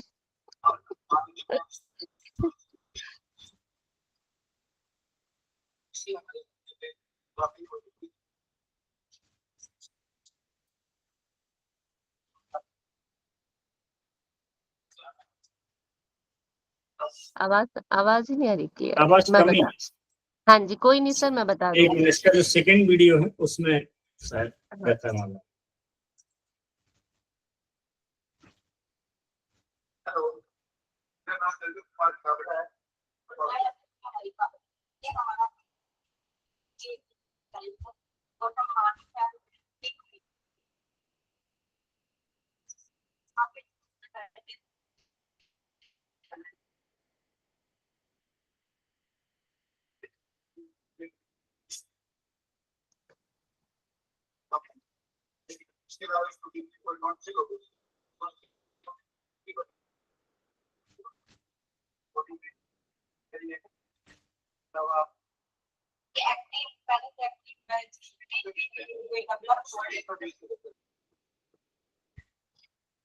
और ये मतलब एक्स्ट्रा जो हम कुछ बोलते हैं उसको पूरा करना शुरू हुआ है,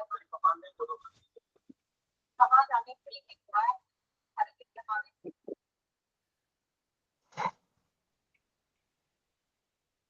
जी हाँ सर, ये डाउन सिंड्रोम है। अभी तक का मेरा पहला बच्चा है डाउन सिंड्रोम का। थोड़ा सा नर्वसनेस हुई थी ऐसे बच्चे को लेके, बट कॉन्फिडेंस आ गया। जब 3 बच्चों में रिजल्ट अच्छा मिल सकता है तो इसमें भी मिलेगा।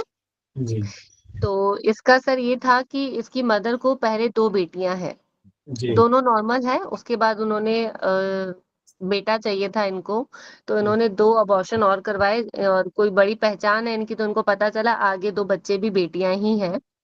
जब ये 5वीं बार प्रेग्नेंट हुई तो इनको स्ट्रेस आ गया था सीवियर कि अब अगर कहीं मुझे बेटी हुई तो। ये 9 मंथ्स लेडी सीवियर स्ट्रेस में ही रही, स्ट्रेस में। तो इनको हुआ बेटा, but genetic issue down syndrome, जैसा कि हमें पता है क्रोमोसोम में एक हमारी बढ़त होती है, ये डाउन सिंड्रोम का इशू ये है। ये सर ये था इसका सबसे माइनस पॉइंट। ये बच्चा ऐसा लथार्जी, मतलब गोदी में ही पड़े रहना, एक ही जगह पड़े रहना, और थम सकिंग, एक अंगूठा मुंह में डाले रखता था, मुंह से अंगूठा नहीं निकालता था। और अंगूठे की स्किन सर अगर आप देखते ना, जैसे पानी में कोई शरीर कैसा गल सा जाता है, स्किन उतर जाएगी, जी ऐसी कंडीशन थी सर। और इसको severe cough and cold and tonsil थे सर। तो टॉन्सिल्स के लिए मैंने जो गुरुजी की होम रेमेडी है, केले के पत्ते वाला जो जेल है, जी वो बताया। और इस बच्चे में कॉन्स्टिपेशन और कोना फ्रेश होता था तो ब्लड भी निकलता था, इतना ज्यादा कॉन्स्टिपेटेड था, बिल्कुल सूखा सा मल निकलता था इसका। हम्म। लेकिन सर इसको कफ एंड कोल्ड बहुत ज्यादा था और सांस नहीं ले पा रहा था, तो मैंने इसको स्टार्टिंग के 6 दिन कफ एंड कोल्ड की ही थेरेपी दी थी, जैसा कि आप लोगों को सबको पता है कोल्ड का ट्रीटमेंट।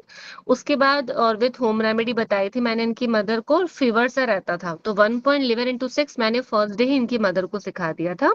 जी 6 से 7 दिन बाद मैंने इस बच्चे को वही बेसिक पे काम करना स्टार्ट करा। लेकिन इस बच्चे को मैंने ट्रीटमेंट दिया था माइल्ड एसिड के साथ में ट्रायंगल फॉर पाइल्स, मतलब वही स्टार्टिंग ऑक्सीजन, उसके बाद में neutral, normal as a normal, because इस बच्चे ने दवाइयां भी खूब खाई है तो इन्फ्लामेशन। और उसके बाद में इसको मैंने इस बच्चे को ट्रीटमेंट दिया लेफ्ट साइड ट्रीटमेंट, और माइल्ड एक दिन लेफ्ट साइड ट्रीटमेंट, एक दिन माइल्ड एसिड, और माइल्ड एसिड के साथ में triangle for piles. Triangle for piles देने से इसका ब्लड आना बंद हो गया, लेकिन इसको पेन रहने लगे। और जब पॉटी आती थी तो बच्चा रोता था, तो उसकी मदर ने बोला मैम पॉटी तो आती है बट ये रोता है तो करने नहीं जाता। तो मैंने उसके लिए फिर इंजरी ट्रीटमेंट दिया। जी इंजरी ट्रीटमेंट देने से पेन में आराम मिला, सिर्फ 3 सिटिंग दी मैंने इंजरी की। उसके बाद में 3 महीने से ये एक ही ट्रीटमेंट कंटिन्यू चल रहा है। कौन सा? Oxygen, neutral, normal as a normal, inflammation. लेकिन अब कॉन्स्टिपेटेड नहीं तो मैं इसको किडनी क्लियर दे रही हूँ साथ में। इस ओके, बच्चे अजय को नॉर्मल के साथ 4 थायराइड जोड़ लीजिए। हाँ जी सर देती हूँ, हाँ जी सर आपको देती हूँ ऐड मैं। कर लीजिए तो और जी बेहतर रहेगा, क्योंकि थायराइड के प्रॉब्लम के कारण भी कॉन्स्टिपेशन होती है। ओके, अभी कॉन्स्टिपेशन क्लियर है सर, पर तो भी मैं दे दूंगी, ठीक है। बिल्कुल बिल्कुल। रिजल्ट क्या आया इस बच्चे में? इस बच्चे में जो ये लथार्जी सा रहता था, एक्टिव आने लग गया। पहले इसकी मम्मा गोदी में लेके आती थी डेली, अब ये खुद सीढ़ियां चढ़ के अपने आप हाथ छोड़ के अंदर आता है कमरे में, मुझे नमस्ते करता है, मेरे पैर छूता है, फिर आके अपने आप। अच्छा, विद इन 15 डेज में इसको पता है कि आज अगर तकिए ऊपर पलंग पे पड़े तो अपने आप तकिया उठा के लेके आएगा, मुझे देगा, और फिर चारों तरफ देखेगा पाउडर का है तो हाथ में मुझे पाउडर देता है। खुद ही थेरेपी लेना है बच्चे हाँ को। जी, हाँ जी सर। और घर पे जाके अपने मम्मी पापा की थेरेपी करता है सर ये। वाह, बहुत बढ़िया। हाँ जी ऐसा सर, घर किस्सा पे मेरे जा। साथ एकेडमी में हुआ था, आश्रम में। अच्छा। एक हीट एलर्जी का बच्चा था, तो वो पहले दिन गया तो ट्रीटमेंट ही नहीं लेना उसने। हाँ फिर मैं फर्स्ट डे उसको जैसे ही गया सुबह सुबह ट्रीटमेंट देने के लिए, सेकेंड डे आया तो खुद ही आके लेट गया, दो मुझे हाँ, ट्रीटमेंट। हाँ जी सर, ये बच्चों भी को अच्छा ऐसे। लगता है, कुछ तो रिलीफ अच्छा, मिलता है अंदर। बिल्कुल सर, तो बॉडी वो रिलैक्स होती है। जी और तो सर अब तो क्या घर वालों ने देखा कि बहुत ज्यादा गर्मी है सर, बीकानेर राजस्थान से ना बहुत ज्यादा टेम्परेचर हाई रहता है 48, जी तो एसी लगवाइए। तो ये बच्चा जो बोलता नहीं था, अब वो आते ही रूम में एची एची ऐसे करके और सीधा चाहिए। पलंग पे लेट जाते हैं, हाथों को ऊपर करके रईसों की तरह जी कि अब थेरेपी करो हमारी। और सर पहली बार इसने जहाँ ये बर्थडे पार्टी में जाता था तो केक को हैप्पी बर्थडे बोलता था, लेकिन हम्म इसने फर्स्ट टाइम बोलना स्टार्ट किया मम्मा केक चाहिए शब्द को, मतलब पूरा सेंटेंस बोलना स्टार्ट करा, कमांड्स को स्पीच भी फॉलो करना। क्लियर होना शुरू हुई हाँ उसकी। जी सर, स्पीच आ गई उसकी, क्लियर आ गई, सारी कमांड्स को फॉलो करता है, स्ट्रेंथ आई है, बॉडी में स्ट्रांगनेस आई है, एक्टिव हुआ है। और सर ये स्कूल जाता है और घर पे होमवर्क नहीं करता, तो उसकी मदर आधा 15 मिनट पहले ले आती है और मैं इसको हाथ पकड़ के होमवर्क कराती हूँ, पेंसिल देती हूँ, और इसकी ग्रिप भी स्ट्रांग हुई है। ग्रिप के लिए मैं इसको 4 MC देती हूँ थेरेपी स्टार्ट करने से पहले। देखो, इसमें स्पीच का ट्रीटमेंट दिया नहीं, बस काम बेसिक पर ही हुआ। बस यही अब तो कहना इसकी चाह रही स्पीच हूँ में मैं। सुधार हो रहा है, हर एक चीज में सुधार हो रहा है। अब मैं लोग है पूछते ना हैं क्या है, कोई स्पेशल ट्रीटमेंट बताइए, क्या स्पेशल बता रहे सर, हैं? मैं हमने यही बेसिक कहना चीजें चाह रही बता। थी। मैं भी यही कहना चाह रही थी कि मेरे से पहले जो भी थेरेपिस्ट थे उन्होंने बोला हमने ये एक्सप्लोर करा, हमने ये एक्सप्लोर करा। मैं सोच रही थी जब मैं ट्रीटमेंट बताऊंगी तो मैं क्या बताऊंगी, मेरे तो बेसिक ट्रीटमेंट से इतने अच्छे अच्छे रिजल्ट्स आ रहे हैं। बिल्कुल मैंने तो कोई एक्सप्लोर नहीं करा, सिर्फ पेट पे ही काम किया और जी। इतने शानदार रिजल्ट्स आ रहे हैं। तो मैं आप सब बहुत अच्छा एक्सप्लोर कर रहे हैं, थैंक यू, हमें भी आगे हेल्प मिलेगी। बट तो भी मैं एक ही चीज बोलूंगी, बेसिक्स पे काम करिए, पेट ठीक करिए, तो आपको रिजल्ट बहुत शानदार मिलेंगे, जैसे ही आपने वीडियोस में देखा है। ओके जी, थैंक यू मानवी थैंक जी, यू, आपने बहुत अच्छे फीडबैक लेके आए और एक्सप्लेन किया। Thank you so much. Thank you कि सर, हम thanks to last you. Santosh ji का लेंगे जो सीवान से हैं, फिर उसके बाद हम ये क्लास एंड करेंगे। थोड़ा लंबा हो गया पर सर किसी का हैंड रेज हुआ है? हाँ, वही संतोष जी का ही है, उनका ओके रह गया है ओके, फीडबैक, अच्छा तो ओके ओके ले लेते हैं। Sir, okay.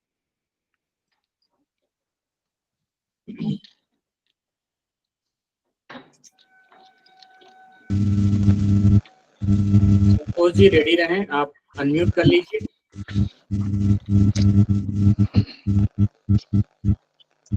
मैं आपको स्क्रीन पे लेके आता हूँ और आपकी जो वीडियोस हैं उनको मैं play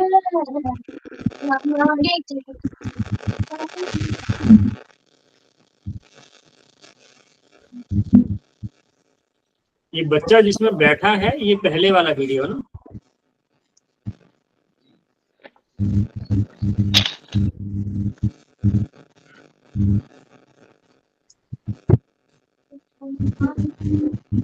ओके संतोष जी, ये वीडियो प्ले हो रहा है, ये बिफोर ट्रीटमेंट का है वीडियो, एक बार क्लियर करें मुझे।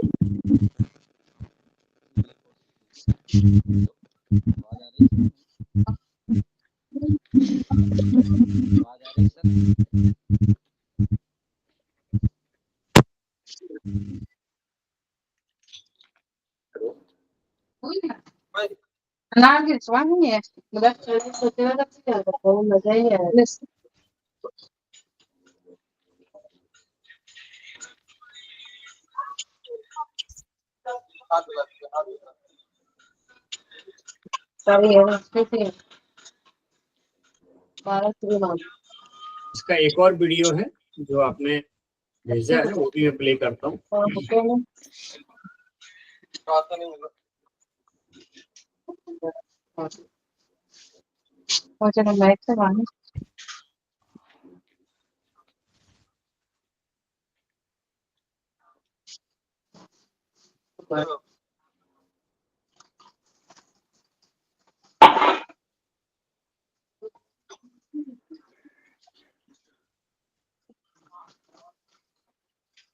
ऊपर आती हूँ ना, गाड़ी लेके बाथरूम में नल से करके आती हूँ।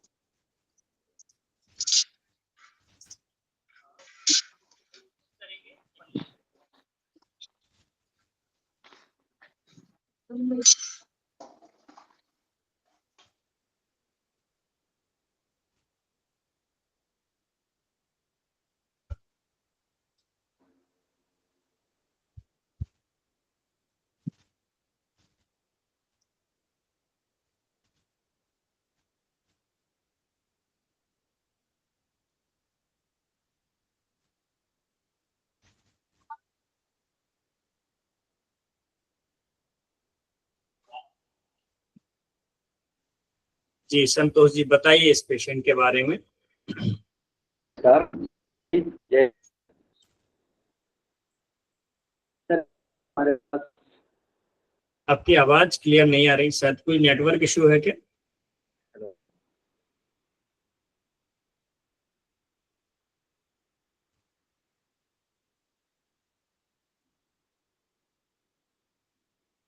आप दोबारा लेफ्ट होके ज्वाइन कर सकते हैं।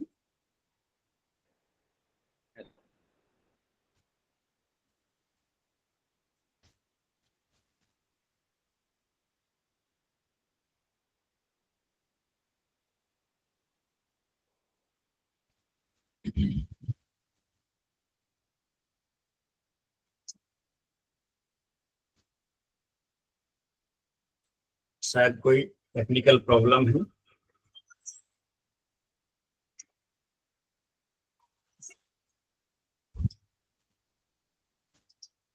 तो आज के सेशन में देखा न्यूरोथेरेपी से किस तरह बच्चों की जिंदगी में एक सकारात्मक बदलाव आ रहा है और न्यूरोथेरेपी अपना एक बहुत बड़ा रोल लेकर रही है। तो इस सेशन को देखने वाले सभी पेशेंट को मैं बोलना चाहता हूँ, न्यूरोथेरेपी में आप अपने बच्चों का ट्रीटमेंट कराएं। ये आपके लिए बहुत ही सेफ ट्रीटमेंट है और बहुत ही अच्छा ट्रीटमेंट है, जिससे जो है बच्चों के जीवन में काफी एक नॉर्मल लाइफ जीने के लिए ये हम लोग न्यूरोथेरेपी में प्रयास करते हैं और बच्चे नॉर्मल हो सकते हैं। इसमें आपका और न्यूरोथेरेपिस्ट दोनों का संयुक्त प्रयास जब होगा तो बच्चों में सकारात्मक रिजल्ट आएगा और बच्चे अपना एक नॉर्मल लाइफ जीने के लिए आगे बढ़ सकते हैं। और आप सभी न्यूरोथेरेपिस्ट को भी मैं ये कहना चाहता हूँ कि किसी भी तरह का स्पेशल बच्चे हो, चाहे वह मस्कुलर डिस्ट्रॉफी हो, सिकल चाइल्ड हो, ऑटिज्म हो, ADHD हो या माइक्रोसेफेली हो, इस तरीके के जितने भी बच्चे हैं, आपने पेशेंट देखे हैं या अथवा नहीं देखे। अगर नहीं देखे हैं तो भी डरने की बात नहीं है, और अगर देखे हैं फिर भी कोई कंफ्यूजन है तो भी डरने की बात। अगर आपके मन में किसी तरह का शंका है, ये ठीक होगा नहीं होगा, क्या ट्रीटमेंट देना चाहिए, तो आप एजुकेशन ग्रुप में अपनी क्वेरीज डाल सकते हैं। हम कोशिश करेंगे जब भी हमें समय मिलेगा तो आपको उचित सलाह देने की, जिससे आप अपने पेशेंट को रिजल्ट ले सकें। और अभी हम जो है गुरुजी का धन्यवाद करते हैं, जिन्होंने इतनी महान थेरेपी बनाई, जिससे आज लाखों लोग जो है इस चीज का फायदा ले रहे हैं और स्वस्थ हो रहे हैं। तो इन्हीं शब्दों के साथ आज का सेशन हम यहीं पर खत्म करते हैं। सभी का बहुत बहुत धन्यवाद। नमस्कार।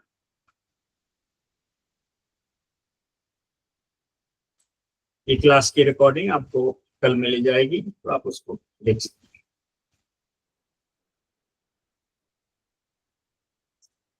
Thank you sir.